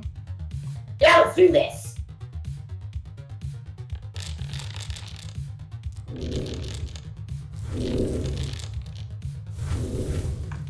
Okay, so just so we know, it's a 5, a 4, and a 4. Okay, do I choose anything, or do you have specific ones for me? No, that's just what I rolled. Okay. Was power, precision, and speed, because I feel like he has. You can tell he has this kind of like this training as a boxer. So like that's very much kind of where he would rely on those set of skills to just rush you down and hopefully bop you.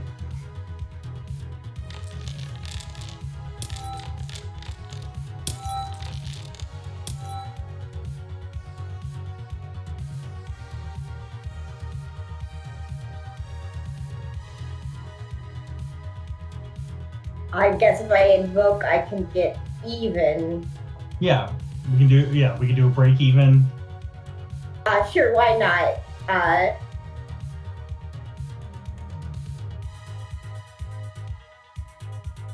Let's see. Okay, yeah, what are you invoking? Well, he's a big guy, right? Yeah. I invoke Yeah. my inferiority complex so that I can headbutt his hand. Okay, yeah. Like, Despite the fact that this man is clearly a trained and seasoned, like, professional boxer, or, you know, does boxing as enough of a thing for it to be his go-to, he throws a punch and your head meets him and you don't die. Like, that's something that should happen. Like, he's probably hit enough people hard enough in the temple that they don't get back up, and you just took it head on. Yeah, so, like, after that big clash, he'll see you kind of standing there still, legitimately just still standing, and he'll kind of smirk, and he'll just go, "You're hard-headed.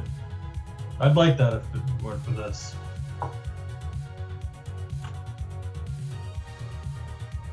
you're strong. I'd like that if you weren't an asshole. Yeah, he actually continues to smile at that.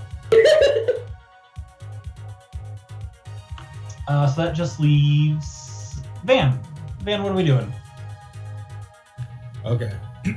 So while this whole fight was happening, Van was standing in the background. He picks up a chunk of Melina's ice that she made that got flung around, crushes it, puts it into a small glass, like a decent sized glass. He takes the bottle of whiskey that this guy was drinking from earlier, like just kind of walking around in the background. Pouring yourself a drink? He pours himself a drink. He's doing this all while he's watching the fight. And, like, I guess maybe at this point the Grandmaster would notice him. From one of the hot dog stand visits earlier, perhaps. I don't know if you want me to pay a fate point for it, but it seems pretty trivial. He takes out a room temperature can of the cheapest soda that they had there, cracks it open slowly, and starts. First of all, he poured in like half a shot of whiskey. We'll say like a double shot. And he fills the rest of the glass with this very cheap soda. Like, it's not even Coke, it's soda. Yeah, it's soda brand soda. This greater value soda. He just pours it in. He mixes it with his finger. He takes a sip. He looks kind of, he shudders a little. And then he puts it, as he's staring at the Grandmaster, puts it down on a wooden table without a coaster. And just kind of like leaves it there.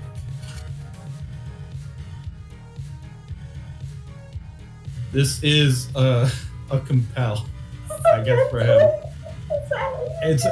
It's a compel against, I guess, his yearning for more. The rich kid who said he's the king of New York is just watching this guy fight his flunkies, supposedly. And then, like, in the background is drinking his liquor, insulting it with this cheap soda, and then insulting the furniture by putting it down without a coaster, having not even actually engaged in the fight yet. He's trying to draw this guy's rage towards him, basically.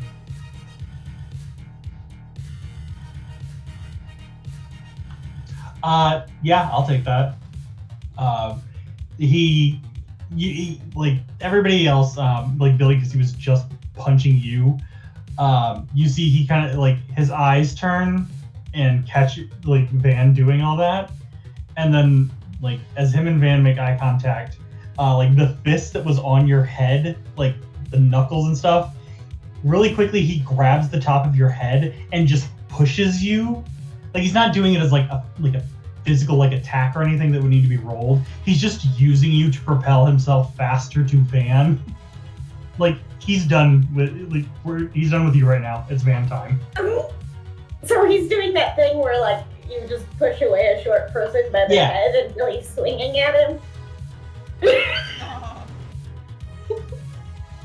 He very specifically put the Coke and soda on like one very specific corner of the table that is pointed towards the fireplace, by the way. We just kind of like put it down there on the corner. A motion that was hopefully so enraging, this guy doesn't even question why they would have done that. Yeah, I don't think he's necessarily thought of it all, but yeah. So now he, so I guess are you doing this all to? Well, I guess you did force a compel, so that's sort of your turn because you can do that. Yeah. All right. Yeah. So now it's his turn. He's just as quickly as you were able to make your own drink. He's on you, and hell, why not? I got a fate point back. Let's do another clash. All right.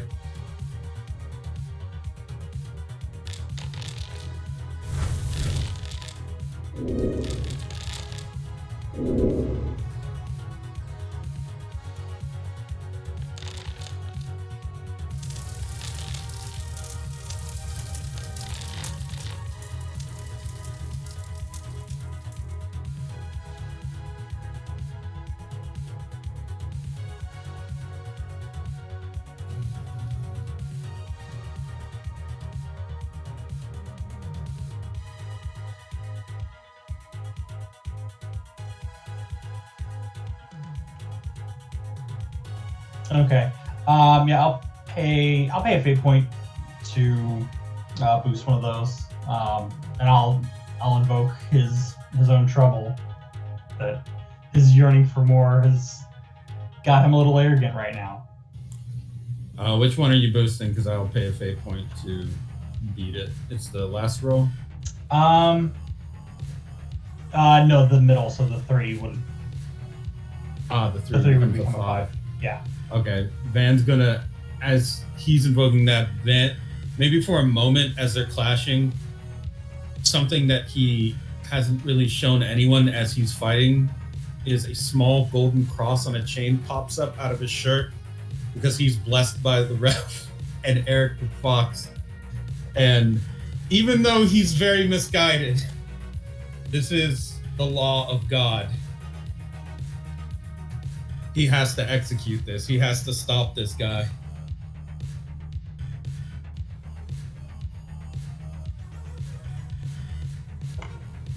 Okay, so you're invoking your blessing. Yeah, the blessing of the Reverend. Maybe somewhere. Father McFox. Father McFox, looks up somewhere and just like, Something's wrong. I can feel it. Yeah, there's just an eye squint. Would this invoke on, like, guilt? What'd you say? I mean, it's Father McFox, so, like, does this mean the Grand Master feels guilty? No. It's because He doesn't feel guilt for what he's doing. But he's gonna. He's gonna. But you feel in your soul, Van, that you are doing what's right by taking this guy down. That your actions are just and giving clarity in this moment that is what you need to do. I'll take a compel, however, if you'll accept it. Equal exchange of moderate consequences. So even though I would win, I'll still take the moderate consequence he puts on. Okay. And I know he has a stunt that makes it worse, but that's fine. Yeah. So you do get the moderate consequence of being corroded. You guys watch as they are going blow to blow. As the Grandmaster is like connecting with Van, you see his knuckles have these. Effectively, they look like pads. They're just these kind of like little like bubbles that sit on his knuckles. But when they hit Van, they pop, and you see the shirt, and suit jacket, everything like that, just starts to fall apart.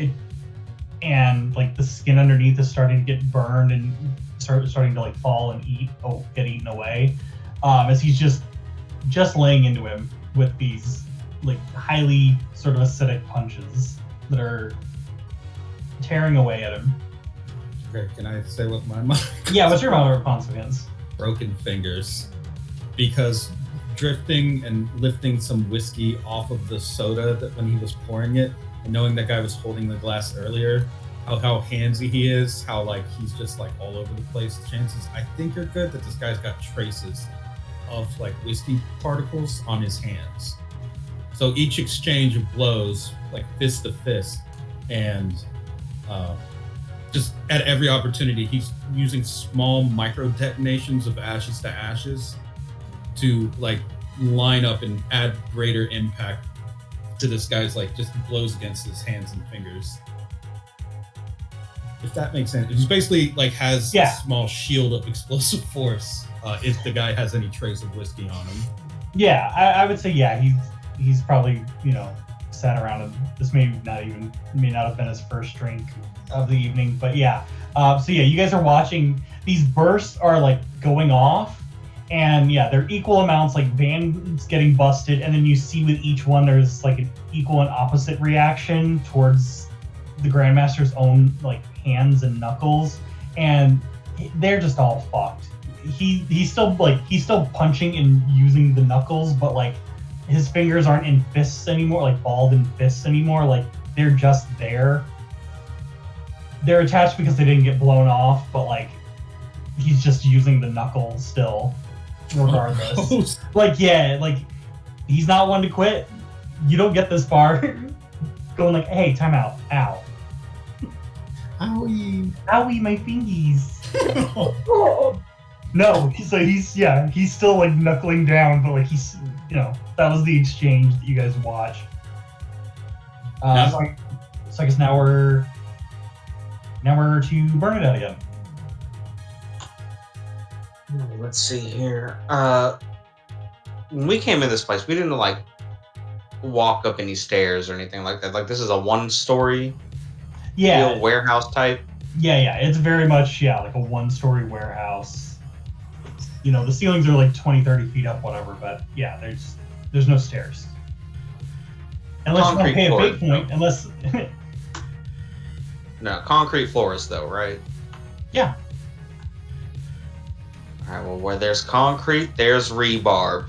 So I'm going to turn rebarb alive in the concrete, and I want them to, like, come up out from where he is, try to do, like, a spike growth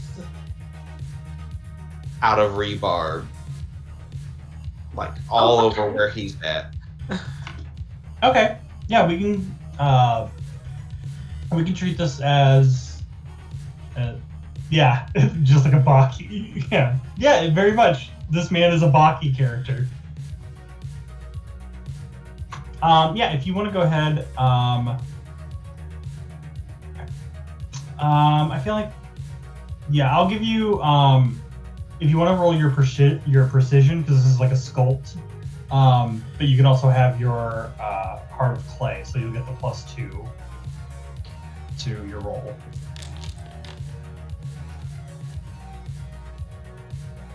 I'll go ahead and just.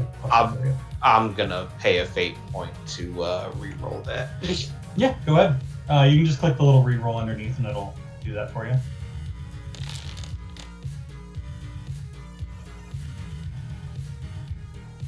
Okay, so that makes it a 7.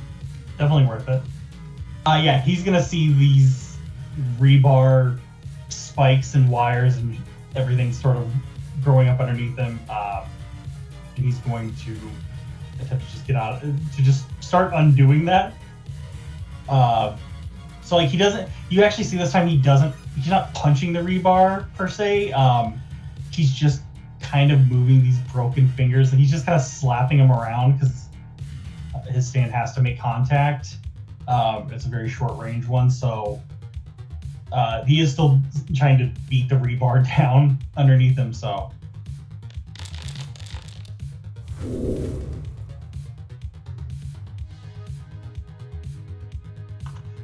Okay, I don't necessarily want that advantage. So I'll pay a fate point to +2 it. I will do his tough as nails. So despite the fact that his hands are broken, or his fingers are broken, and he's having to slap around rebar to keep it from growing up and ensnaring him, he is doing that, just exactly that.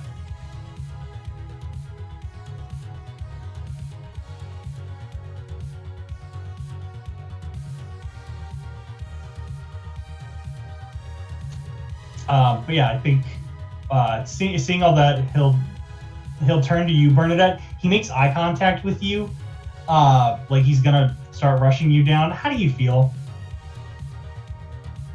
Well, she's never really been targeted in any of the fight. Well, there's So a first time for screaming? everything. So she's Yeah, he's gonna immediately, like, he's gonna move through this rebar, like bird's nest situation, and just bring down like a haymaker on you.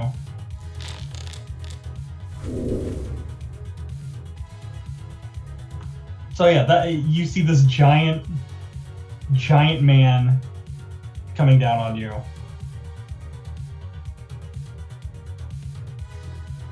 So that'll be a 5 to beat.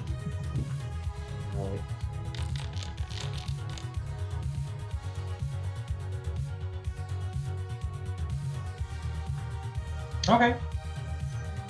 Yeah, you can pay a fate point. You can take that too because you don't have anything else. I don't think so. Choose fine.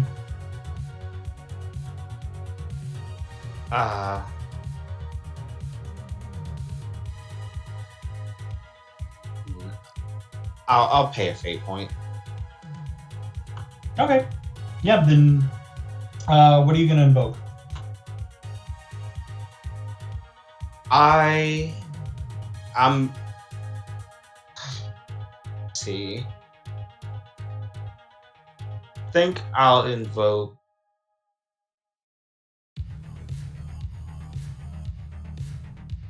If I can justify it, my eye for detail by seeing that he's like saying that he's telegraphing his moves a little bit. Yeah. So yeah, you were able to catch him incoming enough to move out of the way. So yeah, he does punch where you were into the ground.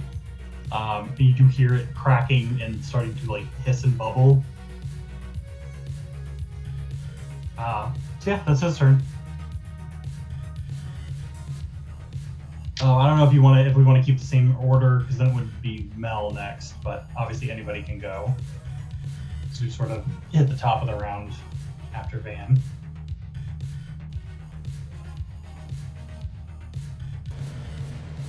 Go next. I guess that depends on are we doing like a big setup move? Otherwise, it doesn't matter what order. Not that I know of. So, if I'm going next, I'm gonna use my stunt, a million magic crystals. While everyone's been fighting, Mel's been like standing in place and breathing like really slowly, and a bunch of like vaporous mist just starts like coming out of her mouth, and there's like the crackling as she breathes, and she becomes crystalline. Is there any chance I can use my other stunt here though? Which one? 3-year vein. It's the last one. But I have to wait my next turn to use it.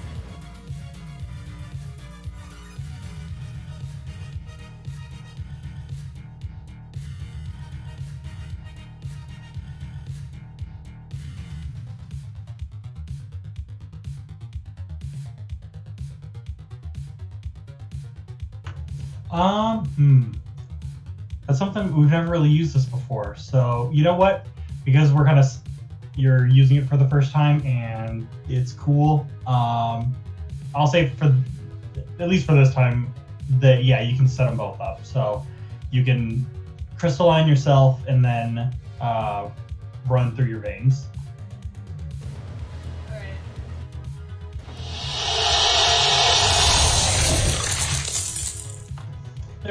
need to start using these more. Yeah, everybody now watches as Mel just basically turns into like Emma Frost, just immediately looks like she's made out of diamonds, is completely covered in a million different tiny pieces of ice, but is still seemingly as mobile and as ready to go as she was a second ago. So you get to, what does that say? I thought you were gonna let me use a third stun here, so I'm just gonna attack him normal. Okay.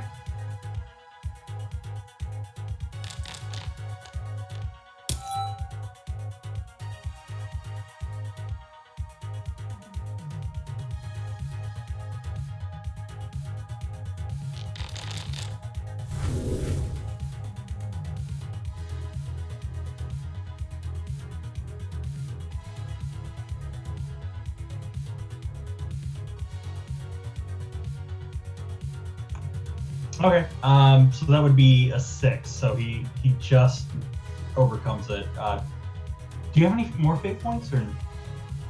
Nope. Okay, then that is perfect.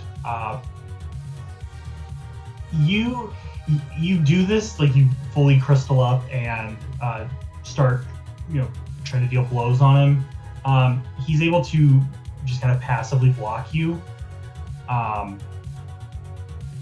Because he's kind of taught, because again he kind of taught you everything you know, so he's going to compel you because you are formerly of the Furious Flash Gang. As you're doing all these punches, he'll kind of smile and just go, Mel, I'm sorry it came to this. I hope if anything, if you've already run into your sister, that you were just as gentle with her as you're being with me. What the hell are you talking about? What did you do to her, by the way? He just kind of stares at you, just dead set. And he just goes, she wanted to help you in any way, shape, or form. And I offered her that. Nothing more, nothing less. So if she's compelled, do I have the fate point back? Yeah, if you take it. Because normally you would pay a fate point to resist it, but since you don't have one... Yeah, I don't really have a choice here. Yeah, no, he's basically, he's sort of goading you by bringing up your sister. And he knows that, and you know he knows that. But also, fuck this guy. He turned your sister into a weird biker freak who tried to murder you. Alright. Yeah, she's compelled. What was he trying to do? Cool. Yeah, you get your fate point back. He's got, like, obviously he was doing it just to kind of piss you off and get you off your guard. So he will, he'll sort of have that, like, one up on you. Because he's got you a little shaken, we'll say. There.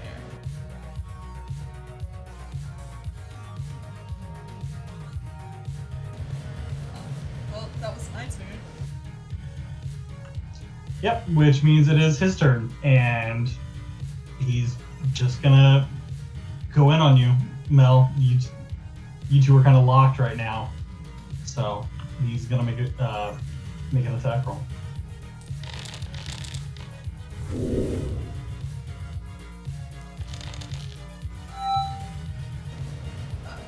That gets a +2 because of the stun.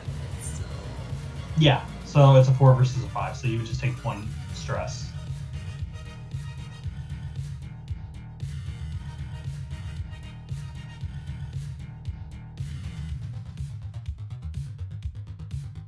Alright. Stress box is full. Yeah, so you take that. He's because you're a little shaken up with what he was saying. Obviously you don't want to let him know that, but like he's able to get some hits in that take effect. So doesn't that shatters, right? Yeah, so you drop the crystalline form. It's just if she takes a consequence. Oh, okay. Okay. Yeah, I just read that. Okay, no, you're fine then. Yeah, you guys, you as well, Mel, feel it. Like he's chipping away and sort of breaking and melting off her ice as she is able to take it. So yeah, For now. yeah. For now, she is still fine-ish. In that case, that is Billy.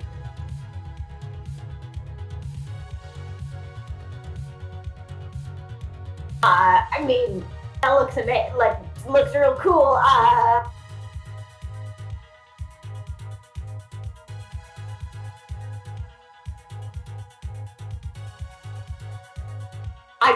I guess I would like to. Billy's gonna take a page out of Van's book, and I'd like to use dancing with myself. Okay. I'm just gonna start throwing and breaking all his opulent shit.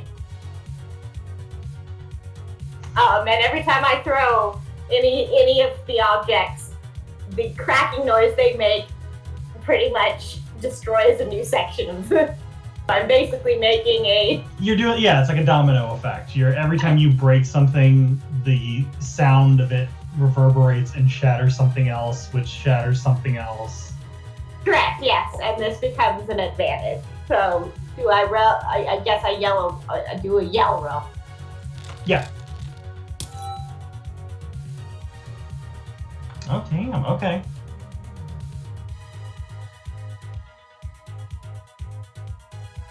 Okay, give me 1 second.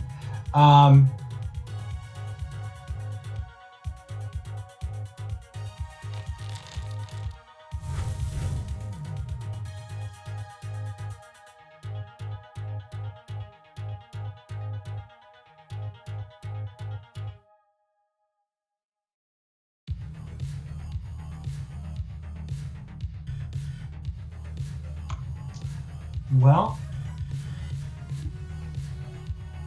so unfortunately, you aren't able to create that advantage Oh, because he doesn't get the +2. So let me. so if I stun, I get a +3? Dancing with myself? Nice. Oh no, I thought the advantage was you create an advantage for somebody else. Oh, that has a okay. +3. My bad, yes, you're correct. Okay. Dump some fate That's good. points. I will. I was gonna say yeah. Dump a fate point. I was about to say I have fate points, so Do it. I will dump Riot Agitator and Vandal. Amazing. And I'll just spend both of them. Why not? Okay. Yeah, you are exactly that. You are a vandal. You are a force of nature that this man did not want to deal with and is now having to.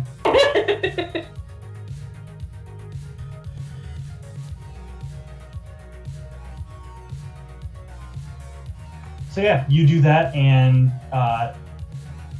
you have the advantage now. What do you want to call it? I'll add it to the tracker. Explosive riches.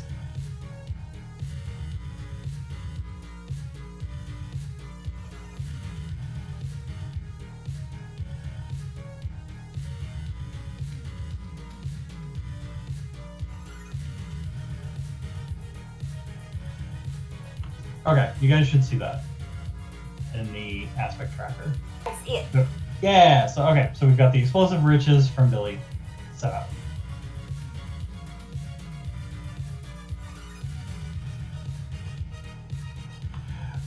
Yeah, so that's Billy's turn. Yeah, he's okay with losing that stuff. Like, that's fine. Like, he kind of turns and sees you screaming, and then turns back to you, Mel, and kind of goes like, "Your friends are acting like spoiled children, are they? Are they not?" What are you talking about? that shit. Screw you. All right. All right. And he'll just go to keep punching.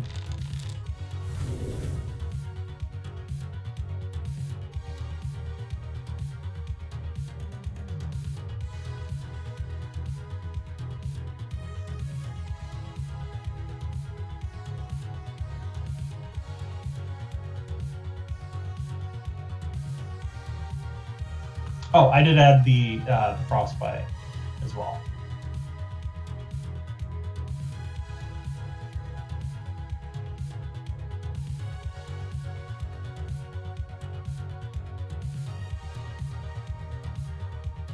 Oh, there we go. I finally got it to work. So now we can see him doing his stand stuff. Oh. It's one of the generic ones. I did not have the time to. Oh no, that's Computer out terrifying. a new one. You're fine. It's very fancy.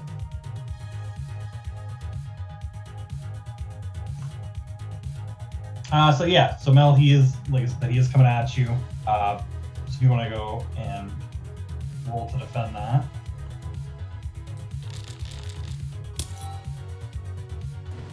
So that should be an 8. Okay, yeah, so it's a 7 versus an 8.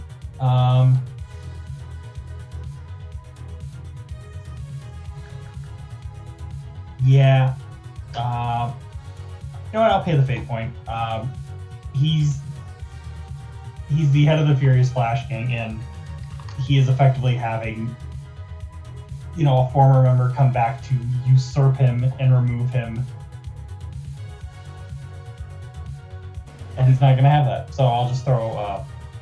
Actually, no, you know what I'll do? I'll pay the fate point, but I'm going to use his stunt, Get Yours. So instead of a 6, that is a negative. So it's 0.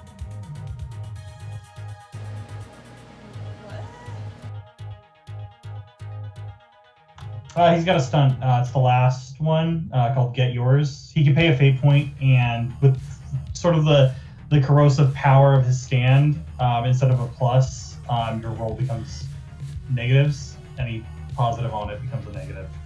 All of the positives? I guess that was what I was like. Jesus. Alright.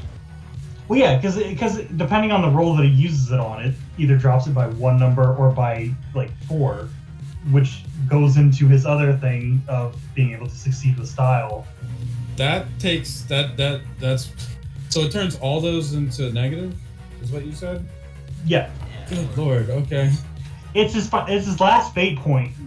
Yeah. So yeah, so that would cause the consequence. You're definitely corroded, and you would lose the crystalline aspect as well. Yeah.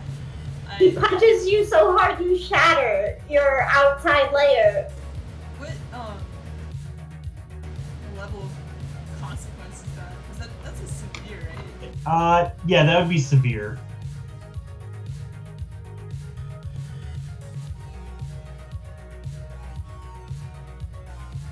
Alright, I believe he gets rocked and yeah, knocked out of that. Yeah, you do that, and as you, I guess, are kind of tossed and shattered, and your body is sort of dealing with this corrosive effect, just absolutely attacking you. He'll kind of straighten up again and turn and look at the rest of you guys and look at Mel and just goes, "Do you see what happens when you step to the king? This is the power. My stand. I would expect you all to learn your lesson and kneel like she is." And he kind of points towards her, like laying on the floor, like trying to get up. "That, or you can continue to face the genius of love." And as he takes his like stance again, you see his stand behind him taking like the similar stance. It is a like mechanical skeleton, just covered in like looks like old cloth and like just scraps and stuff. Sort of like this kind of mechanical ghost figure. You can see that its knuckles have these like little bulbs on them, or like tiny little balloons that are just filled with a almost neon green color. And you can kind of see that like green color is running around through it like a blood. But yeah, he's still ready to go. That would be his turn.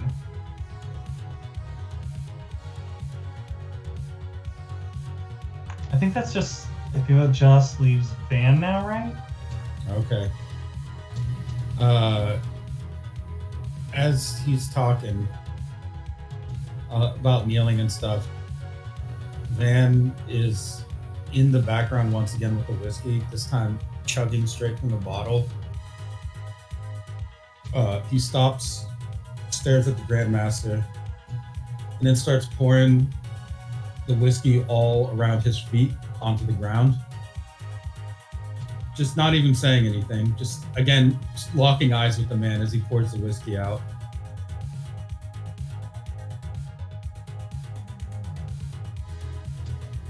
Well, I guess that's that then. Gotta say, Van starts to kneel. I think I would have chosen some better last words than that. He stares at the king before him and kind of like smiles a little. All right. Well, we'll see what happens after this one. He shows his own hand, showing his crossed fingers. It's a little risky. And then as he does that, Ashes to Ashes does a swinging backhand towards the glass of whiskey and Coke that he mixed earlier to basically slap shot it into the fireplace with the whiskey in the glass charged. But because it's diluted by the Coke right now, it's not as explosive. However, once it hits the fire and the alcohol is basically ignited into a vapor, there's a much clearer concentration of whiskey particles that are carrying Ashes to Ashes charge. This is what I paid a compel for earlier, so I did pay a fate point out to the guy. It's kind of a thing that he set up.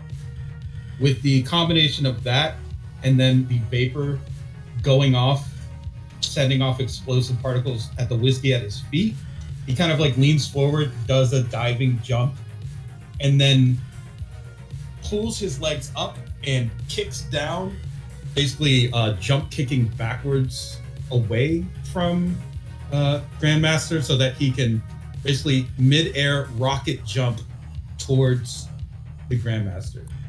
As he's flying through the air, the particles he spread earlier from those whiskey blows to the Grandmaster's fist, those are blooming into grass seeds for the portals that he creates, floating up into the air. And he begins to twist in midair and punch through each portal that appears near him, eventually having his hand reach one arm through a portal in a hook motion behind Grandmaster's head, and he's coming towards with his own arm as a flying, spinning lariat right towards this guy with his own stand's arm behind as the cutting second lariat. So he is doing his stunt. King's Green Wheels. That is a clash at no cost with +1 to each roll that he makes on this. If you're cool with that whole chain of events. He's got a floating +2, I think, plus, well, we'll see how it goes. Yeah. 3, 4, and a 4. That's a 4, a 5, and a 5. So we're going to have to do the math on this to see what happens. Okay. What do we use? Power, speed, precision. Okay. Okay. Oh.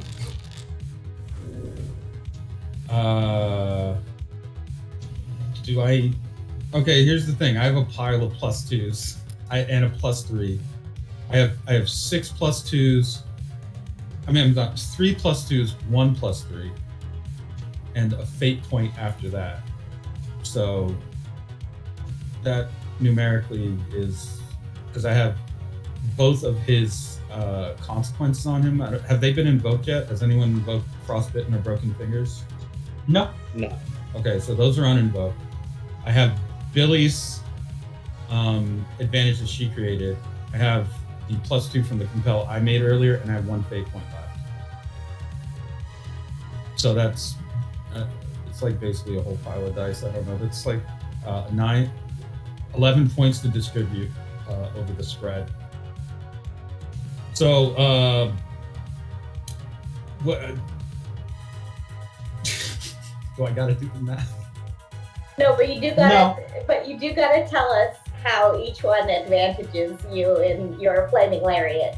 Okay. Well, I was gonna say, I mean, yeah, because doing this, you're gonna hit him with like a severe consequence, then like take him out. Like, this is gonna be it if you pump everything into it. So yeah, like Billy's yell earlier. What's the coup de grace? Oh yeah, I Billy's yell earlier, and the fact that he attacked Van when Van was disrespecting him. Like, he can see that this guy is kind of easily distracted by people he needs to put down, and he needs to demonstrate strength because he's the leader of his gang, which are all superpowered at this point, like killers. Very serious. They had Gemini on their crew. On top of that, the fact that he's frostbitten now means that his reaction time is probably going to be just a little bit slower, or his nervous system is going to be a little bit duller. So he may not notice the like different atmospheric or molecular little particles that are happening.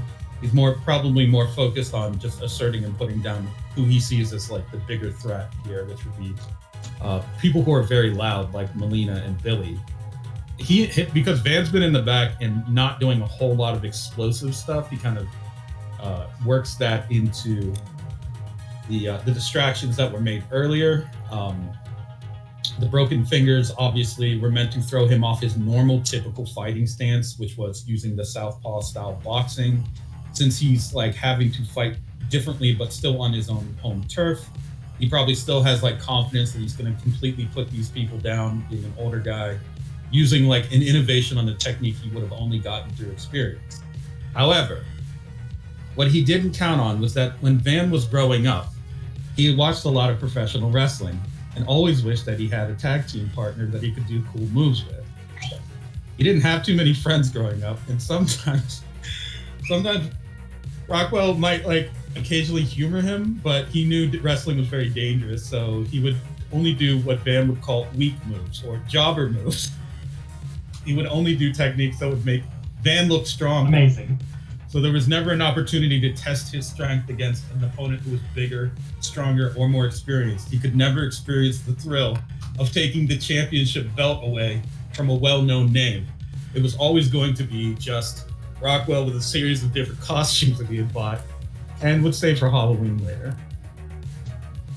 Now, in this arena, in this ring, with an audience of this man's gang and his friends, he has the perfect opportunity to execute, which he does with the double self lariat, a move where not only does he go to clothesline this guy from both sides, but he actually does, with his stand, a ring around the neck. It's like using his neck as leverage to spin, because the guy's like big enough, and I assume has a thick enough neck to kind of take the force of basically Van and his stand hula hooping around it, so that when he finishes, he flies and slides off on the other side. And the consequence that he confers, because his stand causes a spinning portal wound where it leaves a mark, is that this guy's head is continuously rotating.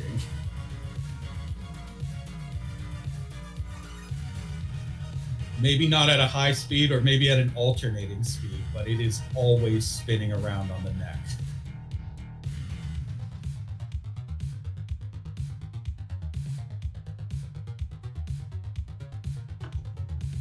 Yeah.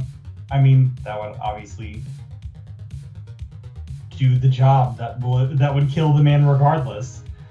Oh no, he can stay alive through that. It's like a, what do you call it, a sticky fingers type situation. Like he can live through that. Yeah. Unless we want to kill him. I mean, yeah. I mean, if not, then yeah, he just, I guess, has his head currently just spinning around like a helicopter. Obviously, this is a new, fresh hell of an experience. So he hits the ground on his knees, and I'll say he tries to attempt to stop his head. It probably doesn't go well for him. I assume the kinetic motion of the spin is not going to slow down or stop it at all. Yeah, plus his fingers are busted. Yeah, plus his fingers are busted, and he doesn't really seem to care about that. So, like, it's just, yeah, there's it's a mess of a situation.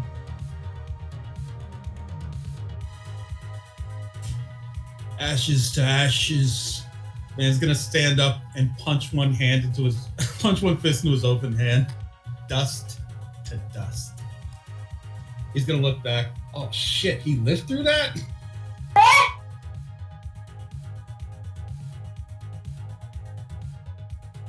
Yeah, he is. I don't even know if he would necessarily start screaming or like what is going through his head. I think he's just trying to understand what's going on, and is trying to like stop his own head from spinning in different ways. You see, he probably poorly stands up and almost drunkenly is like trying to walk around, and like you see he tries to put his head on something to like stop it, like maybe if it hits something and it'll just rest, and nope, he just like knocks chairs over and things like that while he's trying to do it. I gotta say, fella, I don't envy you one little bit. Ashes to Ashes has the ability to bend space, create explosions based off of the little flicks of particles, their weaknesses, bending the little bits of them so that they're, I presume, some kind of molecular coherence just like snaps a little bit, enough that it sends towards sympathetic molecules a similar signal. In other words, they can create, in theory, some kind of perpetual motion if I was smart enough to do that. I'm not. What I am smart enough to do, however, is to apply that same kind of force to your neck. You see, a buddy of yours, not really a friend, but a business associate, left a similar mark on me. He points to his scar, his spinning scar. I don't know if that one's ever going away. So as for you, I think you gotta get used to your new life. No more sleeping. I'm not sure how you're gonna eat. Walking's gonna be a pain. You'll have vertigo forever. There's no stopping that. It just isn't. I'm sure in a week or so you're gonna wish you were dead. But I don't kill people because that'd be evil.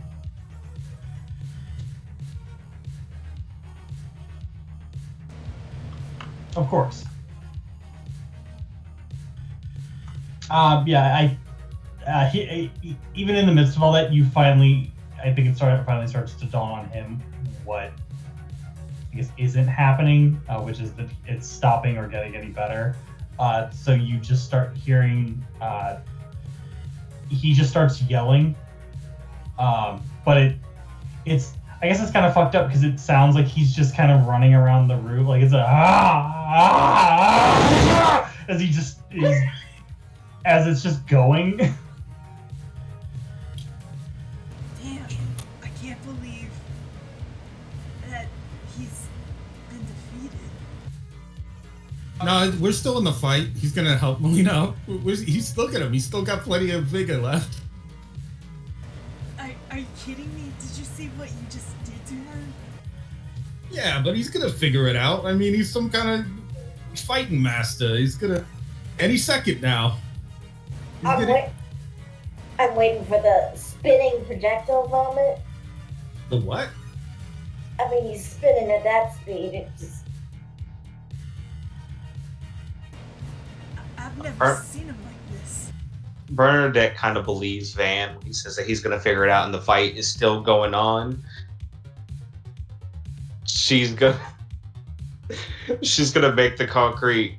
I'm gonna use my no more, and I'm gonna disintegrate the concrete beneath his feet to pretty much turn it back to like a sand state, so he gets stuck in the floor.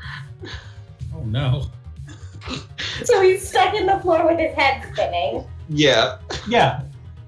Yeah, I mean, yeah, he is taken out, so like combat is effectively done. But yeah, you can sink him into quicksand, and he is now. How deep do you want to go? Waist deep.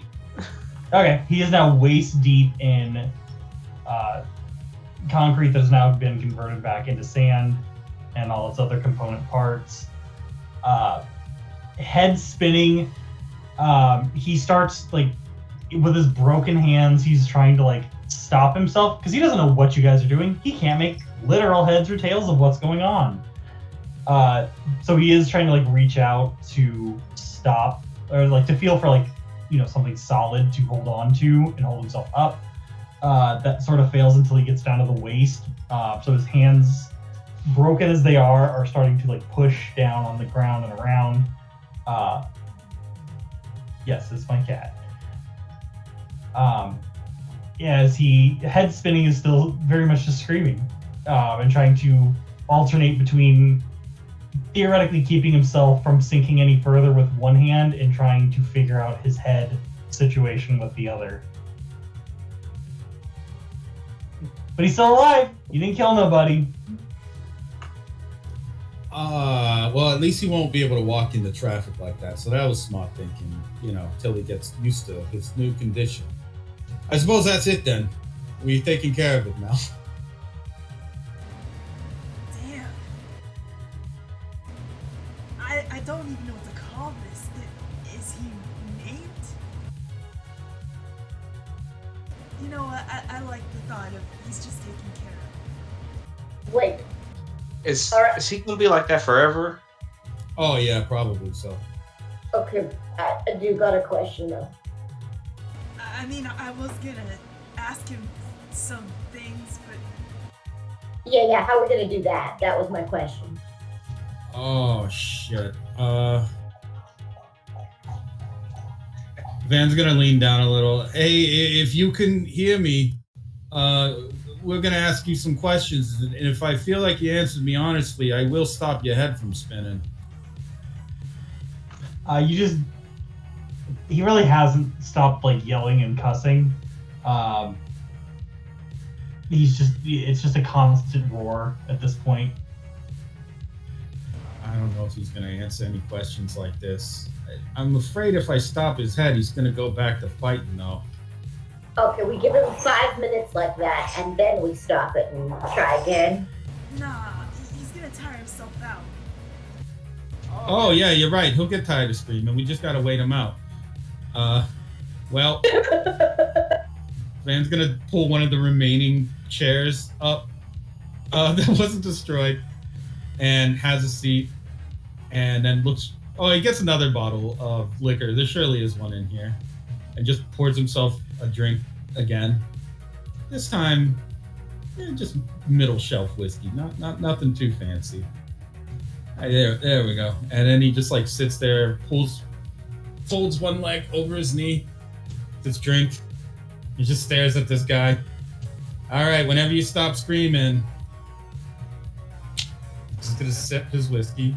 I think despite being only to catch glances of you at a time, I think the screaming does come to an end pretty quickly. Look, we're not monsters or nothing. If you just answer our questions and then agree never to do crime again or nothing, at least in my city, you'll have your head stop spinning. I promise. I can't say much about what'll happen after that, but if you've got any kind of designs of trying to come back for revenge against me and my friends here, then, well, don't put me in that kind of position. I mean, wait a minute. Can I trust you? We just met. you might be the type of guy that just says they're going to go along with something. And then later, 20, 30 years down the line, as I'm having a picnic with my family, who are all very beautiful and healthy, by the way, you will then try to explode something near me or have like a crazy motorcycle hitman drive up with a shotgun or Terminators, probably Terminators. Something along those lines. So instead of taking the risk, I mean, we could just no, torture's no good. And plus, I mean, what could I think of that'd be worse than this? Which, by the way, you should be glad we're not doing torture, because I mean, you're already in a bad state. What's happening to you right now isn't torture, by the way. I pretty much I'm taking a step back from that, because one time I did a thing with mustard in a guy's nose, and it still kind of put me off on hot dogs for like a week. I could eat them after a week, though. I got over it. In the meantime, we could go through his desk. Sure. Ask him any questions you want. It's going to be a little bit hard understanding him, though. I mean, the desk is still alive, right? I would say no. He punched it hard enough that Oh, it may not have had like a centralized brain and stuff like that, but he busted his own shit up. R.I.P. What was the name of the desk? Obviously, gotta ask the important questions. Danica. Rip R.I.P. Danica.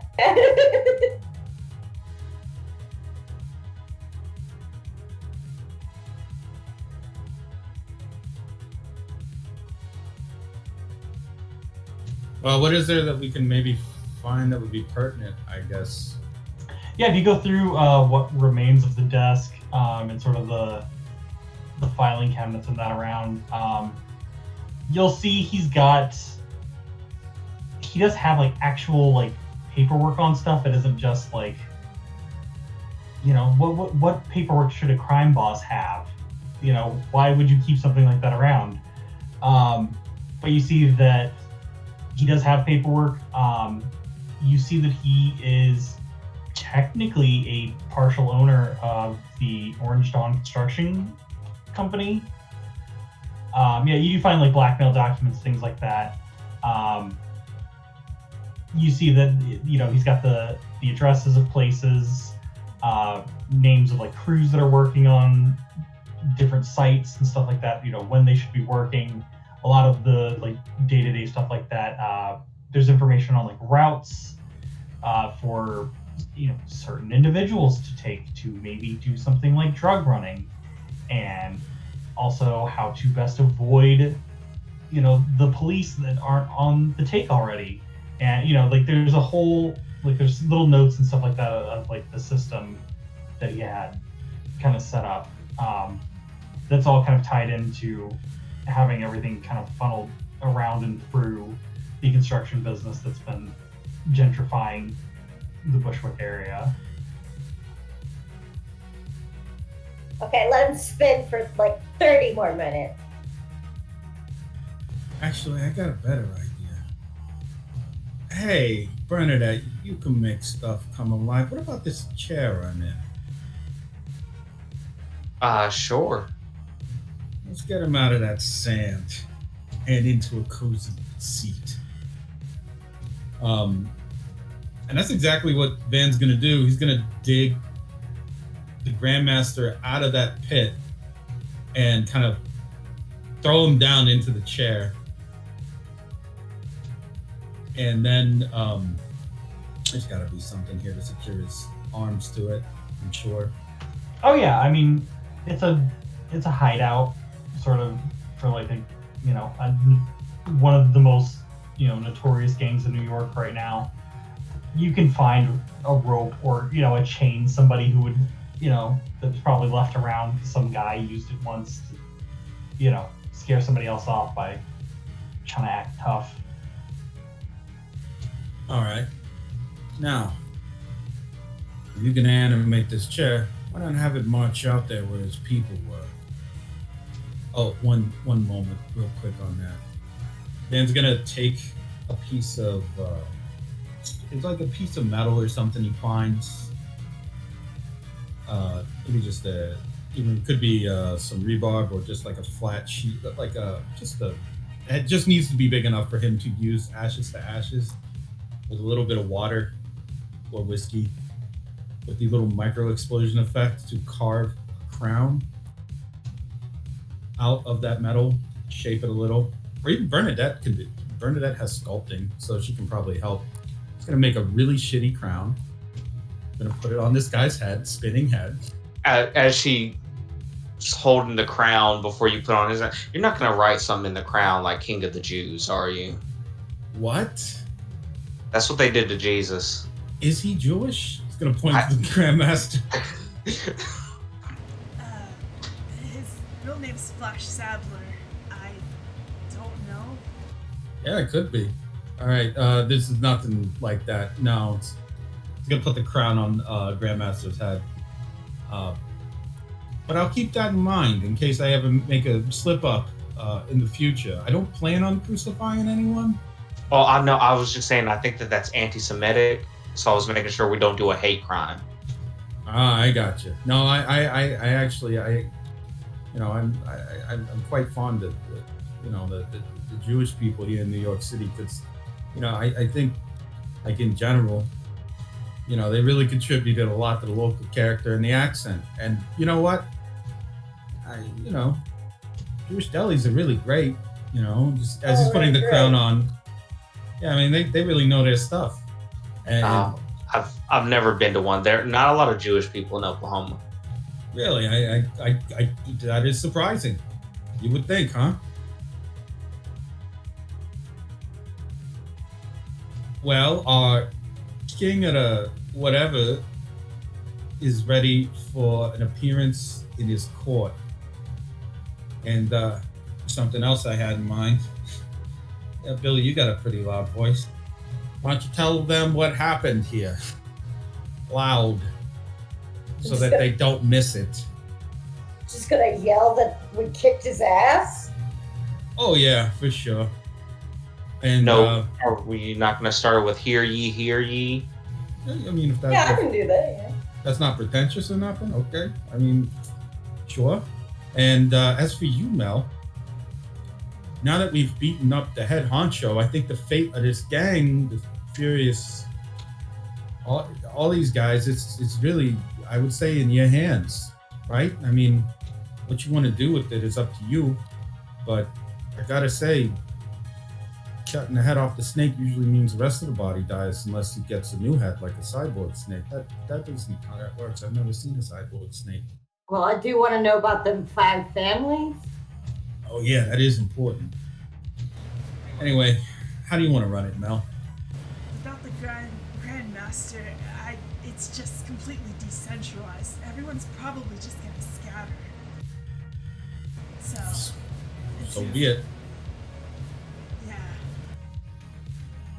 Sorry it had to end like this. Pretty sure you didn't think it would when you joined. This is destiny, as far as I can tell. It's meant to be this way. Pretty sure he doesn't agree. Well, time for your big debut there, King. Bernadette, if you would. Oh, yeah, Caroline, if you don't mind walking them out. So, yeah, the idea is that he's just in this walking chair while his head is spinning with a shitty crown on top of it. And hopefully Billy yelling as loud as possible. This guy got his ass whooped. Hear ye, hear ye! Your king got his ass kicked! Behold the midnight runners! Don't bow down to money and power, but live! Damn, this is cold. Yeah, he gets pushed out. The chair obviously rolling itself as it goes. Everybody kind of like, obviously there was a lot of loud shit going on. So you see there's a bunch of, actually, I have a token for them. Hang on. Oh, look at them!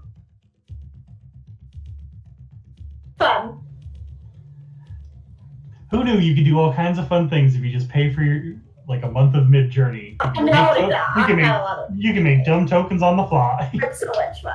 Like typing in evil gang. I do that all. Jojo, yeah, Jojo. I made that token for Donaldo like as I had the idea. Perfect. Yeah, so you see they've got like chains, crowbars, bats, a gun. Like these guys are ready to go for whoever came out. And you kicked out their boss, who is strapped to a chair that is moving itself while his head does 360 spins, and he seems to be very much alive. As Billy is shouting out to everyone around the news. Long live the king. The king is dead-ish, but not really. I mean, I'm more French. Never mind, Yeah. It's fine. No, yeah, it's totally fine. Everything's great, and you see people. There's a lot of silence. You hear one person like gag, seeing this.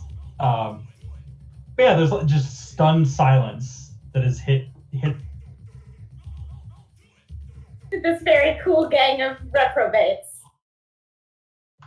Yeah, the seemingly the toughest and like hardest gang, at least in like the Bronx or like the greater Manhattan area, are literally too stunned to speak. They don't know what to make of any of this. It is all very terrifying. Some of them are just straight up leaving. They're just running out. Fans. Oh, good. Now Melina's gonna grab one real quick. Hey, where's the stuff? Where does he keep it? What? What are you talking about? He keeps all the shit in his office. What do you like? Just I don't know. There's a safe or something. I don't know. Just don't do that to me. Jesus Christ! What the fuck? She's gonna shake him, but let him go. Yeah. He's trying not to cry. And he's not even looking at you, Mel. He's just staring at the Grandmaster, whose head is just still spinning. Van is going to address the crowd. But first he's going to say to the others quietly, I guess we got to find a safe. But let me just real quick to these people. I'll reach over and touch your neck. You now sound like you have a bullhorn. Oh, Jesus. Okay. Just, Hear ye, and all that. This is Van Dross speaking. There's some of you that want to run, and I get that, because you didn't sign up for this shit. But there's a few of you out there who've got something I'd like to think of as a will to fight. Maybe seeing something like this gets your blood burning and you don't know why. There's something strange here. In fact, you say there's something strange happening all throughout this city. It's people who stand up and fight. They're the only ones that are able to fix it. But those who turn to run are not to be reviled as cowards. They are normal people. Normal, hard-working people. Some of them, maybe not so hard-working, but that's something for another day. Those of you who still have some kind of will to fight and maybe want to take care of the trash in this city so it can be a little bit more livable for your families, your friends, your neighbors. The Midnight Runners will accept anyone from this crew who wishes to join. And by order of Melly Melnan, I suppose, there's to be no more head of this particular gang or organization. If another should show up, they will receive the same as the man in the chair. So, for those of you who want to stay and maybe have an interest, again, I will say my name is Van Dross, the King of New York City. All hail. He waits. Hail. Go ahead. Is it just like silence and horrified? Yeah, there's still silence. The people that were running, most of them don't stop. You see, I would say a good amount of the people, if they're holding something to use as a weapon, they are immediately just discarding it and like walking out. some of them are like, holding each other, kind of like, like what the fuck is happening. There's still a few left. I would say maybe like 4 or 5 tops. That like they've dropped all their weapons and they aren't sure what to do. It's almost like they've hit like a freeze state. Like the fight or flight is gone. It's just freeze. I remove my fingers from Joss and I tell him, you might want to stop the head spinning just to show that you're merciful. What? Oh, man, fine. Okay, as a show of mercy, I will now stop this man's head from spinning. Consider this a miracle, as if performed by a saint. He's going to walk over to the chair, and he's going to try to time it. If I could just... oh, man, this is a little bit more... ashes to ashes. He's going to strike at Grandmaster's neck, stopping the spin, but the head is pointed backwards. Oh no! He mistimes it. Van, oh my god. I'm traumatized. And a sign from God, everybody. His head has stopped spinning. Look at that. Ben, please. I look at him. He's fine. You doing okay? You're okay, right, pal? Oh my god. Come on. You just hear like,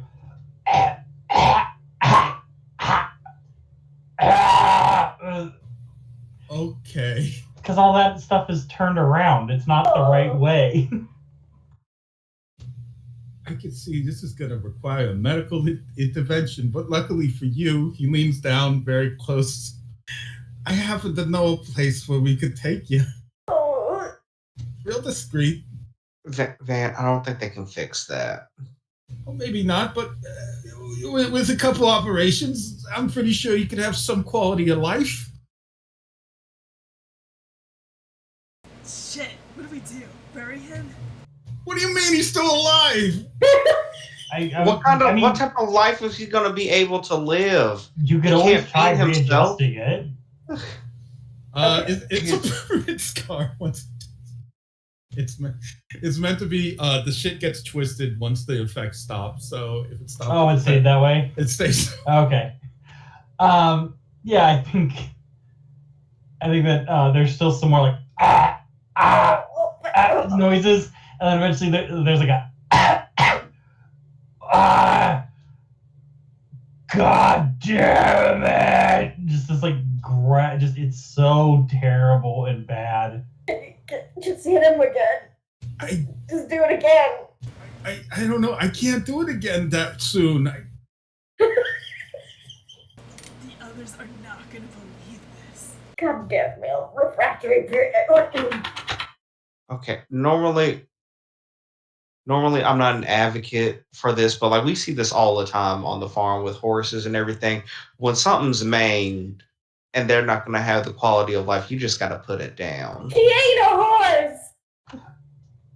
I think. Oh God, this is terrible. He turns his head to look at you, Bernadette, when you say that,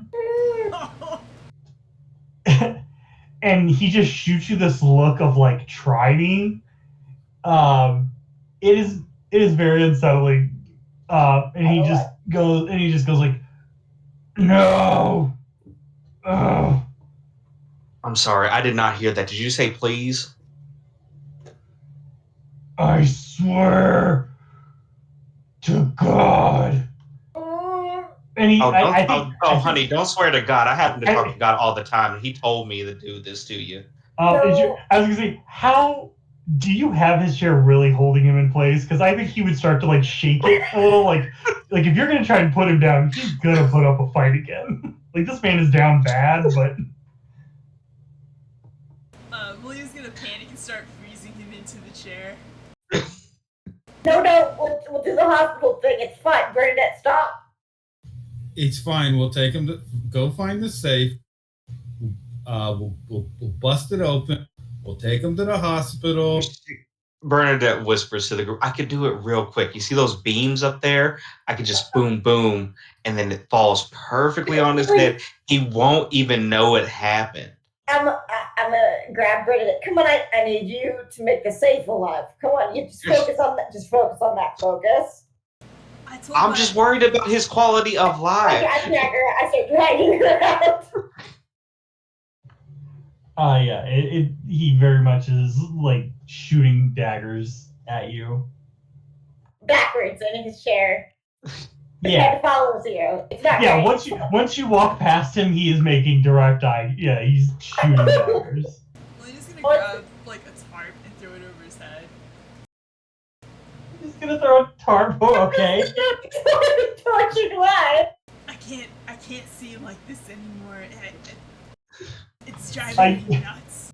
Oh god! Underneath it, you hear, Mel, get this off. What? And see what you are right now? No, hell no. God damn it! Tell me how to change back my sister, you ass. I think with that, he would just kind of be quiet. He would just go, I don't know. Oh, Melina's eyes darken. Then I don't really care if you live or die anymore, you see. You're just an info neat thing right now.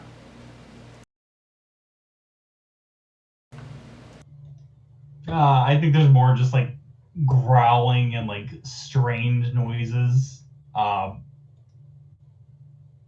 I think he'll keep doing that, and eventually he'll stop and just go, Did you get her out of the suit? Is she gonna be alive if I do? I doubt you know. I think from under the tarp, there's just silence. And then eventually he goes, Was she dead before? No, not that I know of. Then she should be fine. It's a suit.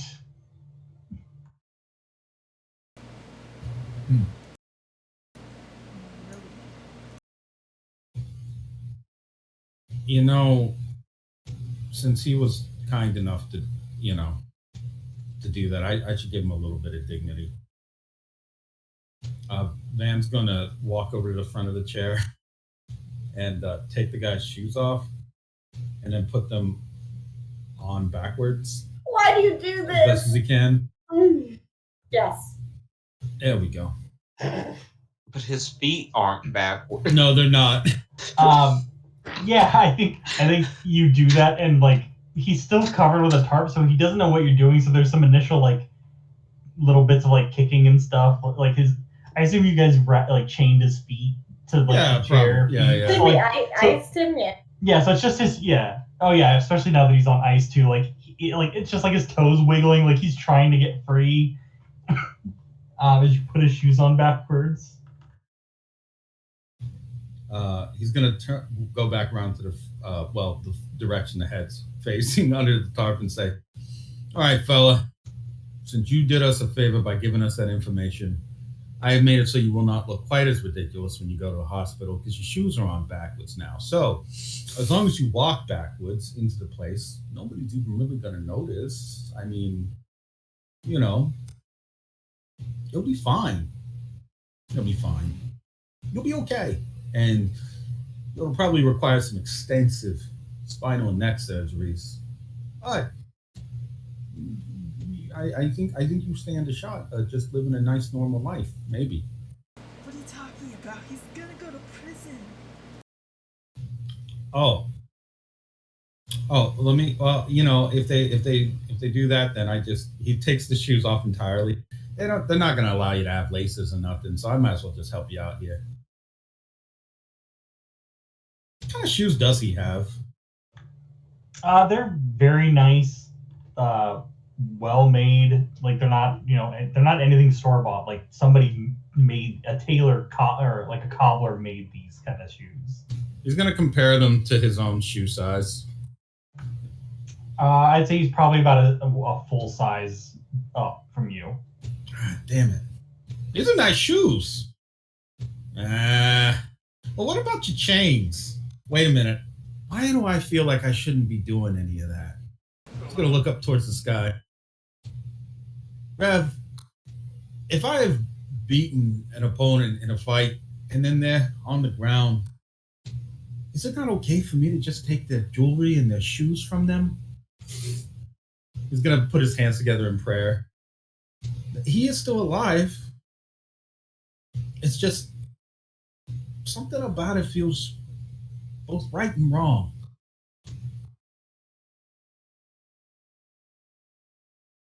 This is when you pray for clarity.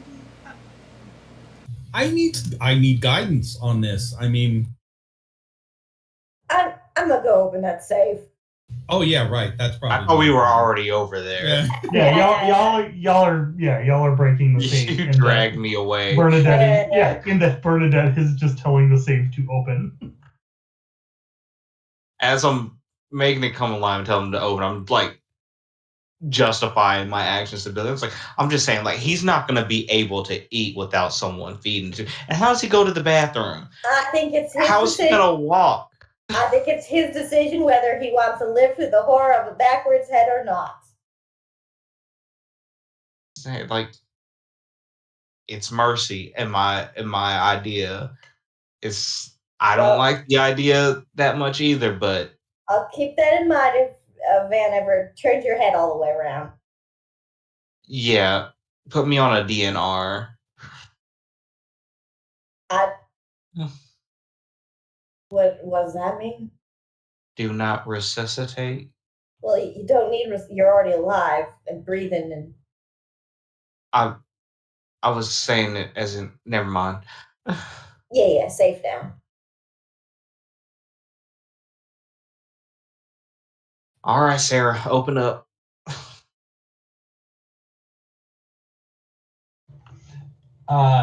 Yeah, the safe. It just you hear a click, and the door opens.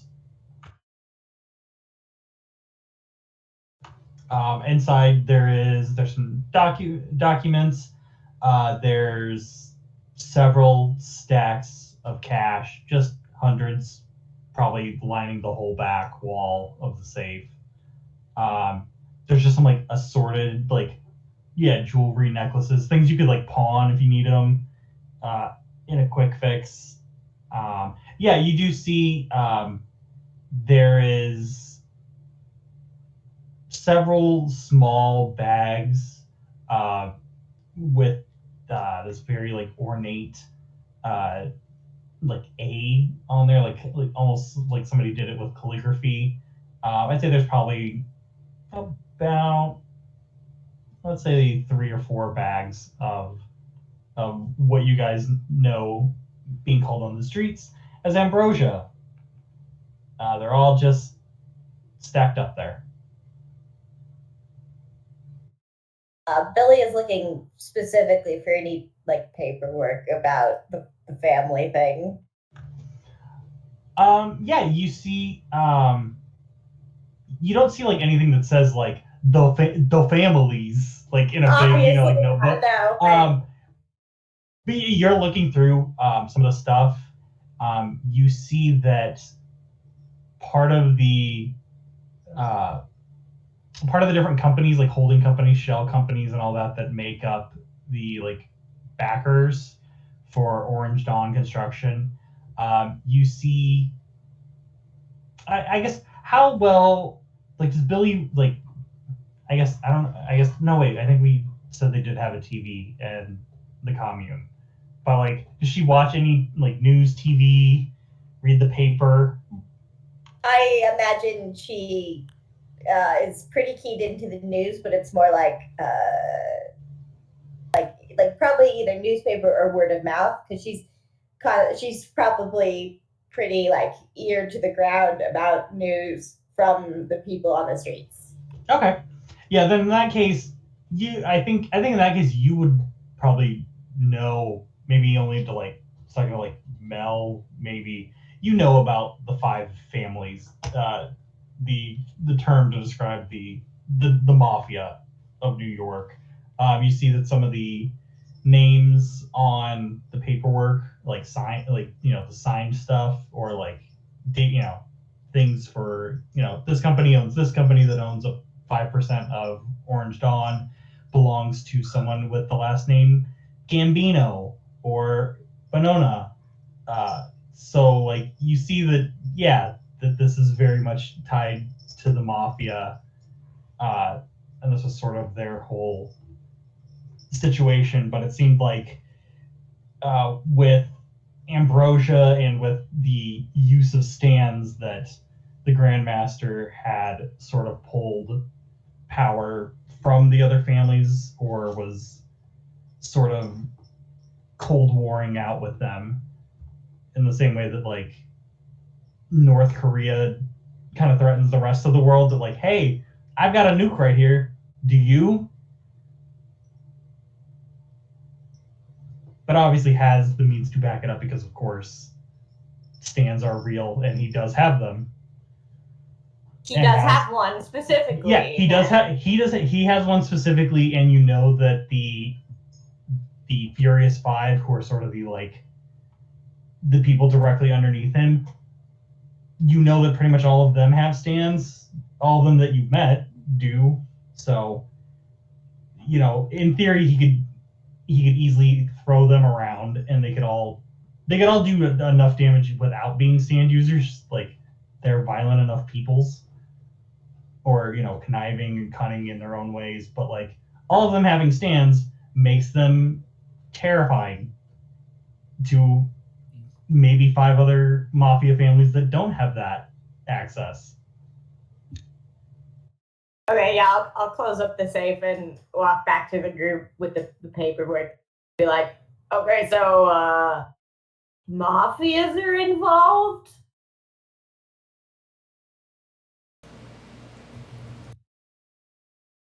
So does that mean we gotta beat up the mafia now? It kind of does, yeah. There's a lot of that.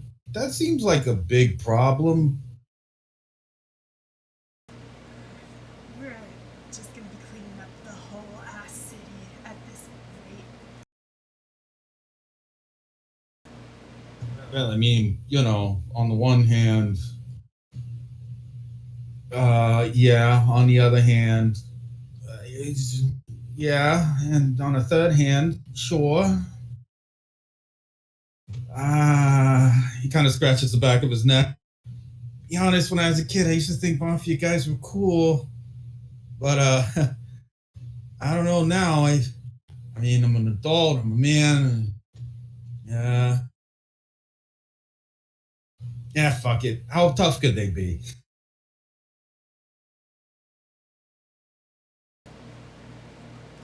What are the chances you think that they got stand users also? Probably pretty good, right? With the amount of money that was in the safe, and how much we know that Ambrosia goes for, really likely that he's been selling it to, well, I mean, they're rivals. She's like tilting her head back and forth, trying to decide. Yeah, Rat did say somebody sold or bought some for 6 figures, so definitely got the money for it. There's also, that shit in the safe, but don't do it because I believe he said if we do it twice, we die for sure. I ain't even done it once. That is true. That is a technicality. Billy tries really hard not to make eye contact with Mel. Really hard. Just Like it's really obvious.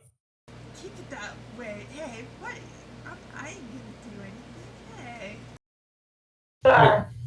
So in theory, if I was to do this superpowered cocaine, and I haven't done it before, then would it kill me? I don't know how we do. It's highly likely they just sprinkled that stuff on us while we were dancing. Yeah, I suppose that's true. Are you really considering Russian roulette with that shit?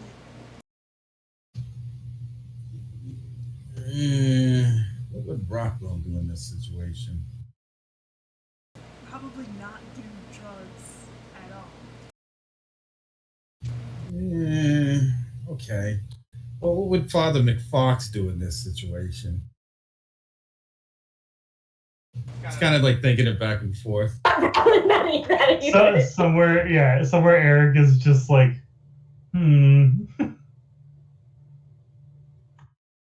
Why do I get the feeling I've got to tell people I've never done drugs before? Yeah, he's just like, why do I feel temptation? I'm not doing nothing.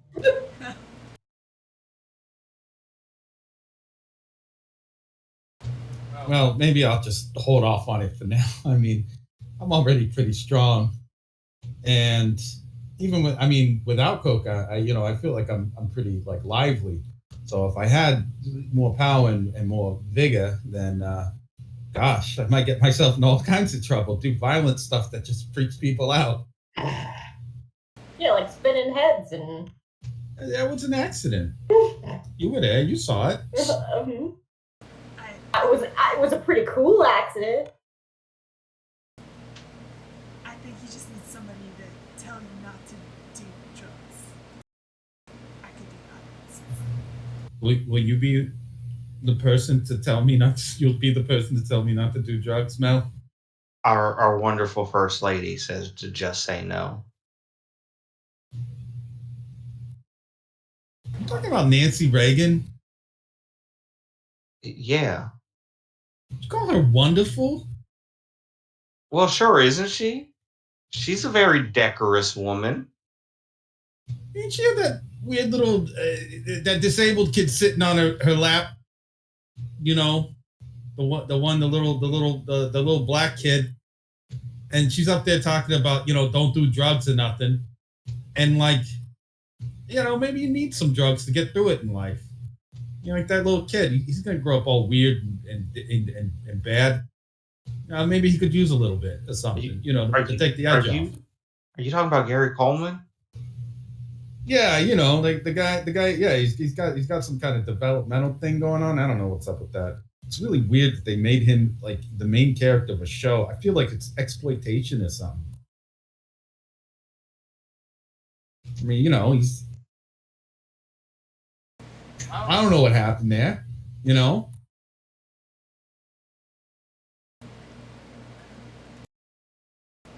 So, the mafia. Where can we even start with that? The DA? The nearest Italian restaurant. I mean, I got names, scribbly signatures. Yeah, and maybe that lawyer knows something too, right? Yeah, but first things first. We got to take care of this guy. He thumbs back at the tarp. Okay, how should we do this? No. Not. No. I thought you had came around to not letting him live this horrible existence out. Let's get a professional. I think from under the tarp, you just hear, "Get her away from me." Can we smash cut to Van just wheeling this guy into the Dross? Yeah, the Dross wing. Yes, we do. We smash cut. We do. Yeah, no, the transition is like a subway car crossing, and then we're just in front of the emergency entrance for the Van Dross medical wing. There is a man with a tarp covering his body being rolled in on a chair. by our lovely, wonderful crew. And you see somebody, like a nurse, okay, like slowly approaches you all and just goes, "How can I help?" My friend here had an accident. He fell down the stairs real bad. And I was wondering if maybe you could take a look at him, because She looks down at the tarp and then looks at you and just goes, "I'm gonna ask this. We just no shame. Nothing. This is me trying to be as non-judgmental as possible. Is the man under the tarp still alive? Is he breathing?" oh, And then you just hear, "Yes!" And she like straight up like almost like jumps out of the way. It's like, "Okay, so why do we have him in a chair? Can he not, sir? Can you feel your legs? Can you feel this?" And she like, she'll pull out like a pencil or something and like start prodding his knee, and then he'll. Did you unchain him at least, or is he chained? oh, he's still chained. She sees the chains and just goes, "Was that to keep him from possibly injuring himself worse?" And then you see he's starting to like kick and like shake the chains and rattle them, and she'll be like, "Okay, so that's fine. So I'm gonna take this off now." And she grabs the tarp and is looking at you all. Jan's gonna put a hand on the tarp real quick. But before you do that, like I said, it was a nasty spill. He's looking between the tarp and the nurse, and he looks at Billy. What are you gonna say, Bill? Oh no! I will actually speak. I'm going, "Madam, I do need you to convince this man that he's going to have no quality of life Billy just sighed in the state that he's in. I think we need to think about medically assisted suicide." She reaches out and just takes the tarp off. Do it. Just rip the band-aid off. God! Oh yeah. You just straight up throw the tarp off. There he is, the Grandmaster with his head on backwards, still very much alive.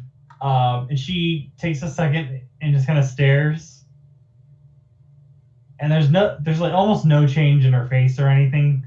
And also, she has not moved or said anything in like 30 seconds now, and time just keeps going. And she's just staring. And then you see her slowly walk around to the front, or I guess technically the back of him, to make eye contact. And he makes eye contact with her, and then she screams and like drops anything she might have had in her hands, and just kind of runs off. And eventually, like, several doctors and security guards show up.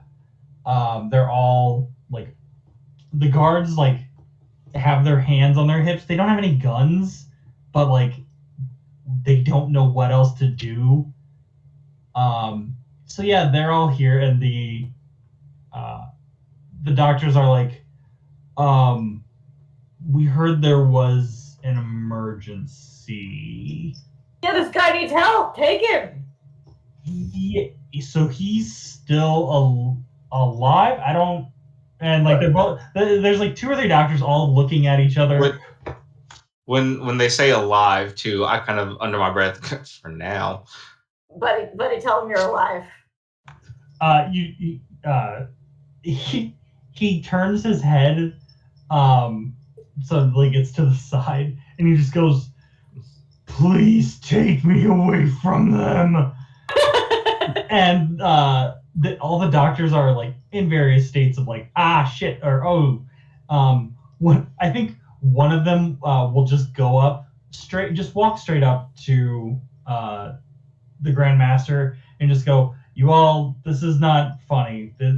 Please, when you have an actual medical condition, please help, actually come and deal with it." And like he puts his, like, he reaches for his collar and just starts looking at his neck, and then like he kind of checks the other side, and he goes, "What? Do you have like what is this, like a false back? Are the hands on like gloves or something so they're backwards? What's the trick? This is like a prank show thing or something you're Do doing?" you see cameras?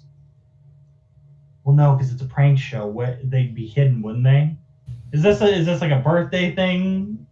Early birthday surprise joke? I don't know what this is, but it's not funny. Just undo this man from whatever weird thing you got him going on, and just let the prank's over. The joke's done. You scared that poor nurse.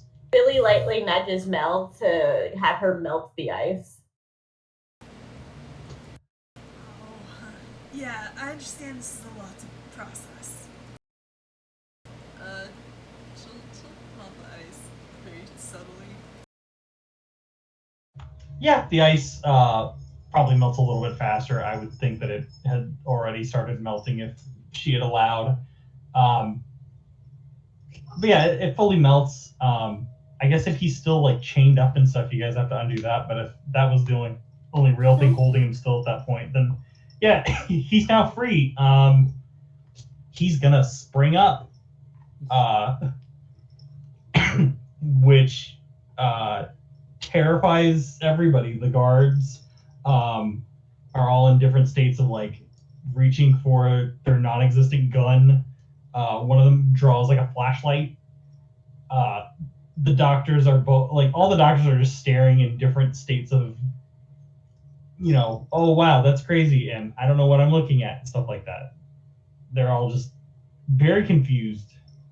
They're all gonna write their medical papers on this today. Okay, so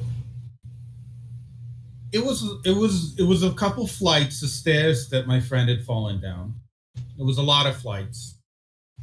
The first one turned his head to the left, and then the second one turned it again to the left. He is, as you can see, alive, so he is a fighter, for sure. And I am not a medical expert, ladies and gentlemen. I simply couldn't make the claim. Maybe we should just go, Yeah, can we just leave this with you? Can we just leave this guy with you? Like, you got I gotta go visit a lawyer in here. Oh yeah, we got business. So if you guys wouldn't mind just like handling this. Yeah, I think the Grandmaster gets up, and like the guards all draw like their like flashlights and all that stuff, but like they're technically to his back.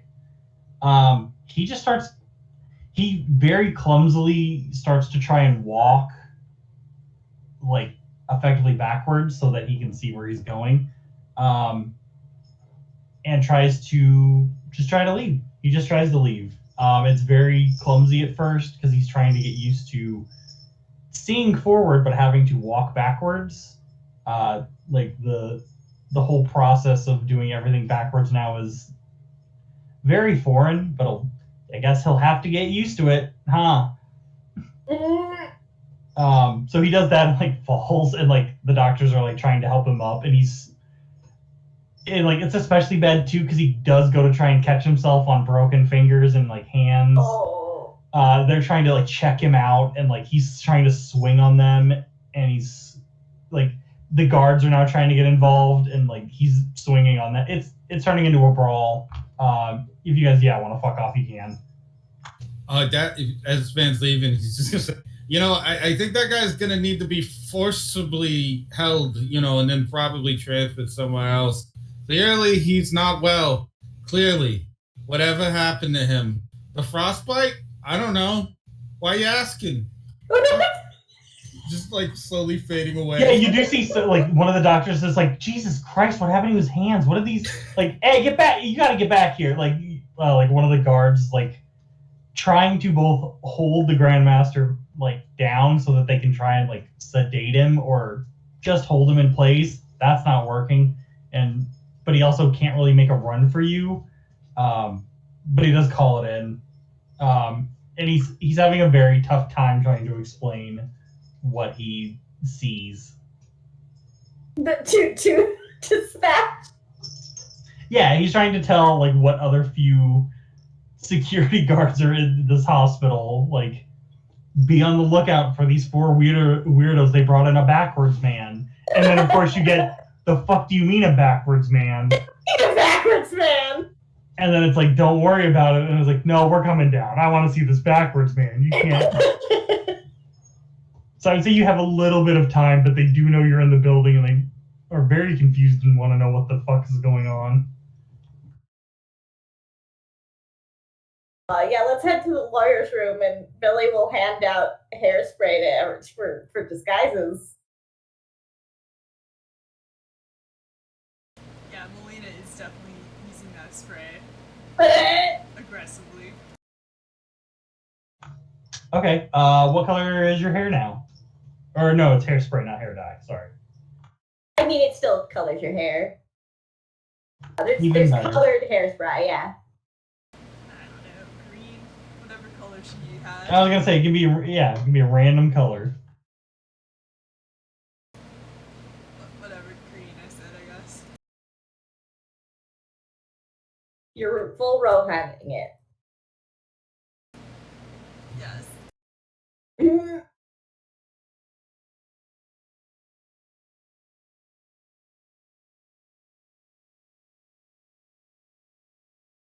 His name is Paul, right? So is Paul still here? Yeah, you would see. You guys would find him. I guess exactly where you guys left him. Let me. You know what? Let's do this. Let's move back here.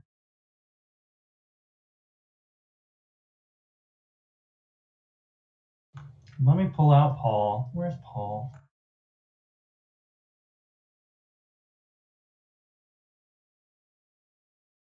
That's the old Paul. I want the new Paul.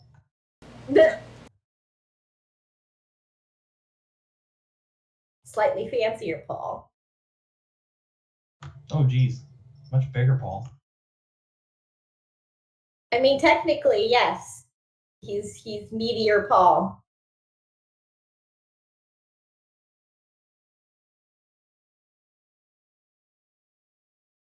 Okay, there we go. That's about enough. Yeah, so you guys would find him there. He looks a lot better. He's actually he's not all bandaged up and everything. He seems like he's, if not going to be dismissed soon, like he should have been already, almost. And he sees you guys come in. He doesn't really make a move. He just kind of waits for all of you to file in.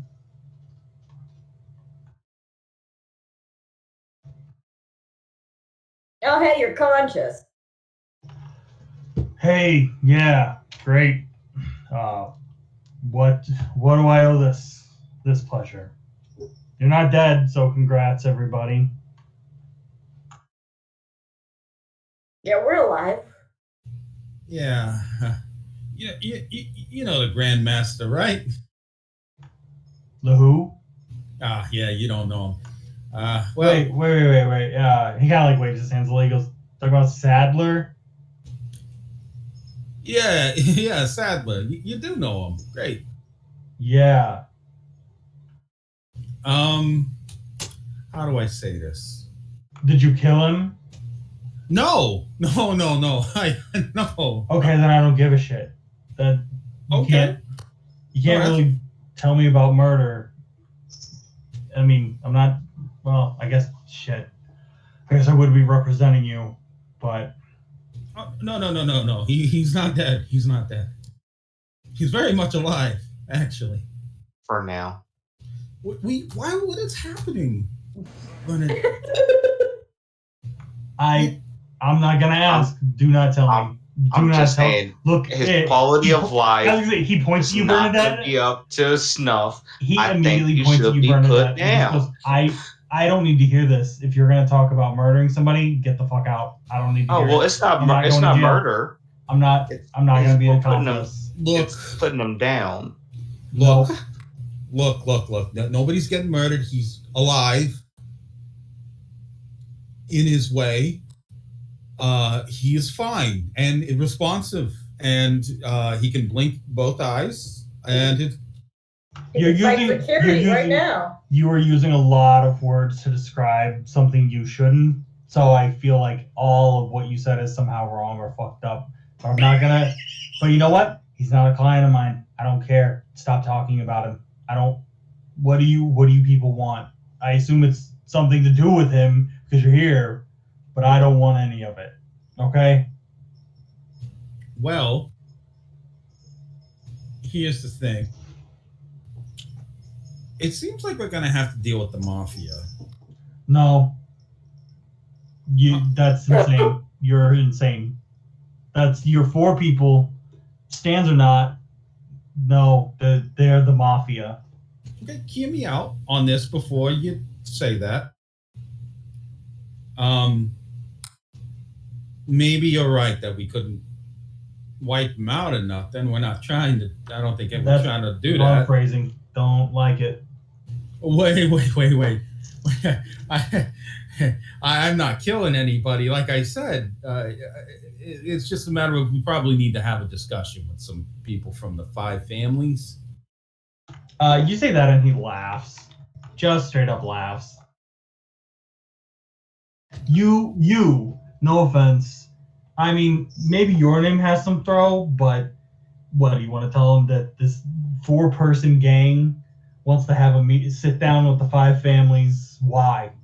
To tell them to quit being criminals? You think that's gonna work? You think that's ever fucking stopped them? You think that they would be where they are now because some guy says get a conscience? Be moral? Hey, look, buddy. I'm sitting in a hospital bed. I will probably be here another day or 2 because I will have laughed so hard I will be literally in stitches. That's what you're saying to me right now. No, that's not true. You're gonna be in the hospital for a cracked rib. Yeah, because I'm gonna be laughing so fucking hard. Ashes! He just like punches him right in the midsection. Oh shit! Just like fucking launches out with just a really fast jab, specifically to crack a rib. Yeah, he doesn't have enough time to stop it. Yeah, you punch him, and there's a crack sound. He grabs his side and is trying to yell, but like with the cracked rib, he can't really draw his breath as deep as he wants to. Oh, come on, man, that's my lawyer. He'll be fine. He's in I need the him best to do place. lawyering. The fuck is your problem, Dross? Listen to me, numbnuts. I just turned a man's head backwards, and I could do it again. Trust me, I figured out a way. I stopped his head from spinning for the rest of his life because I wanted to be merciful. But the longer I have to sit here and listen to your insults, the shorter my fuse gets. So why don't you just stop the act? Tell me how I can get in touch with the 5 families, and I'll be out of your hair so you can take some painkillers for what I just did to you. Yeah, he's gritting his teeth, and he's very, very annoyed. He doesn't really have like anything around. He kind of like looks though, and he goes, I might know somebody, not at my firm. It's another guy. He works at another firm. He has bragged before about knowing somebody with one of the families. He obviously is enough of a fucking loose lips motherfucker that he'll talk about it, but he won't say who. That's all I know. I could give you his name, but I don't know. He could be talking out his ass. I've never seen him actually do any sort of family work. When he does family in a quote, like air quotes with his one hand, his other hand is on his ribs. All right. Then we need that name, sure. And one more thing, jackass. And he's gonna call it Ashes to Ashes again, and then punch himself in the rib to crack his own rib. You can hear the crack; it's audible. He just stares at this guy. There, now we're even. Oh, see, I'm glad you did that for me because I was gonna, probably do one of these. And very quickly, he takes like the IV drip that was like going into his arm. He pulls it and like with a whip, it like pops at you. The like saline fluid in it. It comes at you, not like a little splash like water would, but very much like tiny little like BB pellets that just pierce into your skin. Like if you're if they hit your jacket, they cut through and they do cut skin, but like it isn't enough for him to kill you, but it just hurts. Yeah, Van just gets lit up. Ah! When he does that too, all of a sudden you just hear like beep boop, beep boop, like one of the machines is going off now because the IV's been pulled. God damn it! Now we're gonna have incoming. And he's like, the name of the guy, Harris Charles. Okay, I'm not writing it down. You don't need to know. It's one of the most plain milk toast fucking names. All right, that's fine. I'll keep it in mind. Thank you for exchanging the information. Yeah, no problem. He works at Becker and Stokes. Okay, Becker and Stokes. Okay, you enjoy your extended stay here at the draw swing then. Yeah, and fucking you too, I guess. Or I don't know. Don't deal with it. Whatever the fuck you do. I'm probably gonna have to be violent. Yeah, to yourself, I guess. Yeah, it's probably something I should talk to a therapist about when I get the moment. All right, I'm gonna just step outside. Van just stiffly walks out.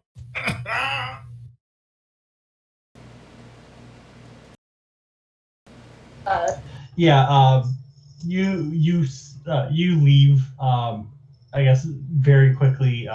Paul will do a little bit of ripple healing on himself, but because you broke one of his ribs, his breathing sucks a little, so it's not as good as it could be.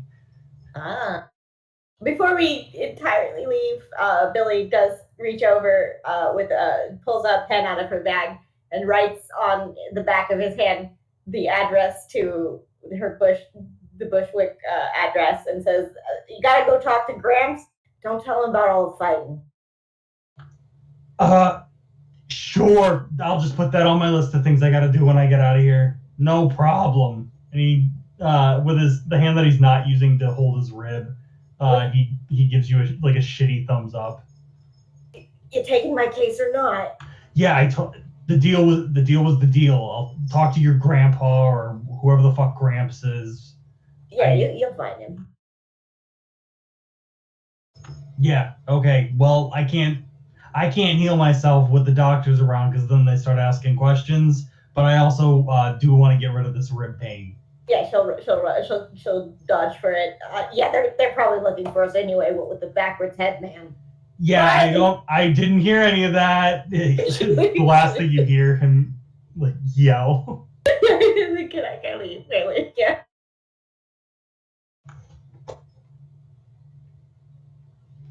Damn, good job. You got him all cooperative. But are you alright? Van, are you talking to Van? Yeah. He is currently leaning against the wall with his arm up against it, hiding his face and pounding the wall like, oh God. No, I'm fine. Yep, I'm okay. Oh shit. Maybe we should get a private room here or something. I'll just put on a brace and then they give out painkillers here. I'll just get them. Yeah. And then I probably need some bandages for he shows the ripple blast the pellets. I guess he got littered with. I just need a couple bandages for that, and I'll be good to go. King of New York, baby. Hey, do you know that my hearing's so good I could hear your rib crack? Oh, how pleasant. Yeah. I would say you guys probably all heard that. He did force it very hard. You gotta carry around like celery or something for that. You don't gotta do it. I know it's just for. No, it's important for me to respect equality under the law. if I have damaged someone, and it is important that they be made whole by also enjoying me in pain as well. And this way, we just go around hurting others in the way that we've been hurt continuously in the cycle. I don't remember where I was going with that one. It sounds like you've given yourself therapy. Yes.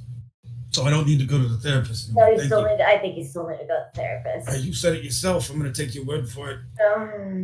I'll just grab his arm and put it over my shoulder so we can walk and get out of here. Yeah.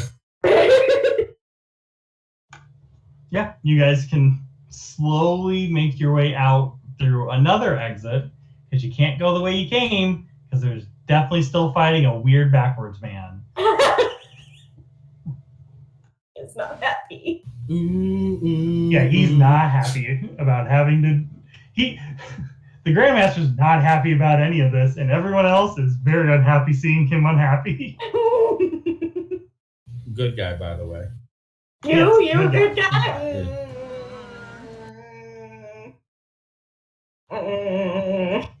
Yeah, I think that's a good place to call it. So that's where we'll call it for the night.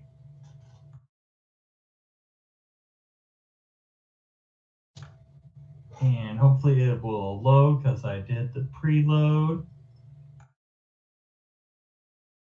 I do appreciate Bernadette's turned into A complete psycho. Bernadette Bateman. She doesn't realize it. Yes. Begin my morning routine by animating a cup of coffee. I call her Carly. Then I animate my mask that has been in the freezer all night. Cools my face.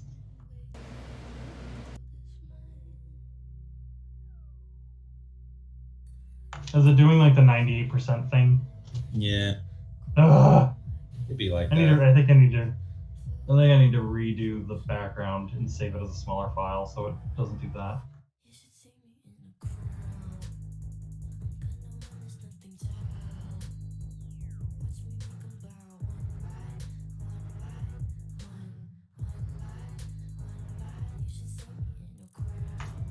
But I will say for our fun little post-credits scene, we see at the park, running around on the playground, just having a normal kid's day is Lala.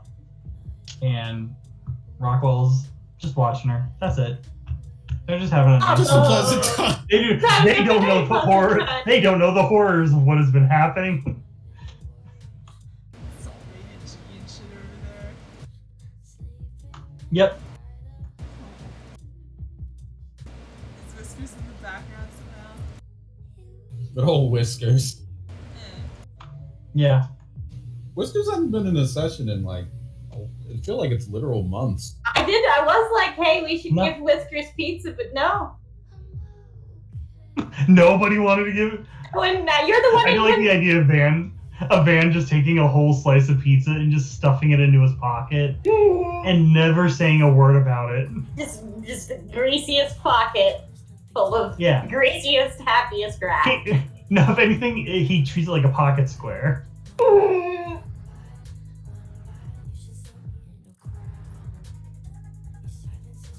I'm just seeing the pocket square, which is like the corner of the pizza, but it's slowly descending because a rat is chewing it. Yes.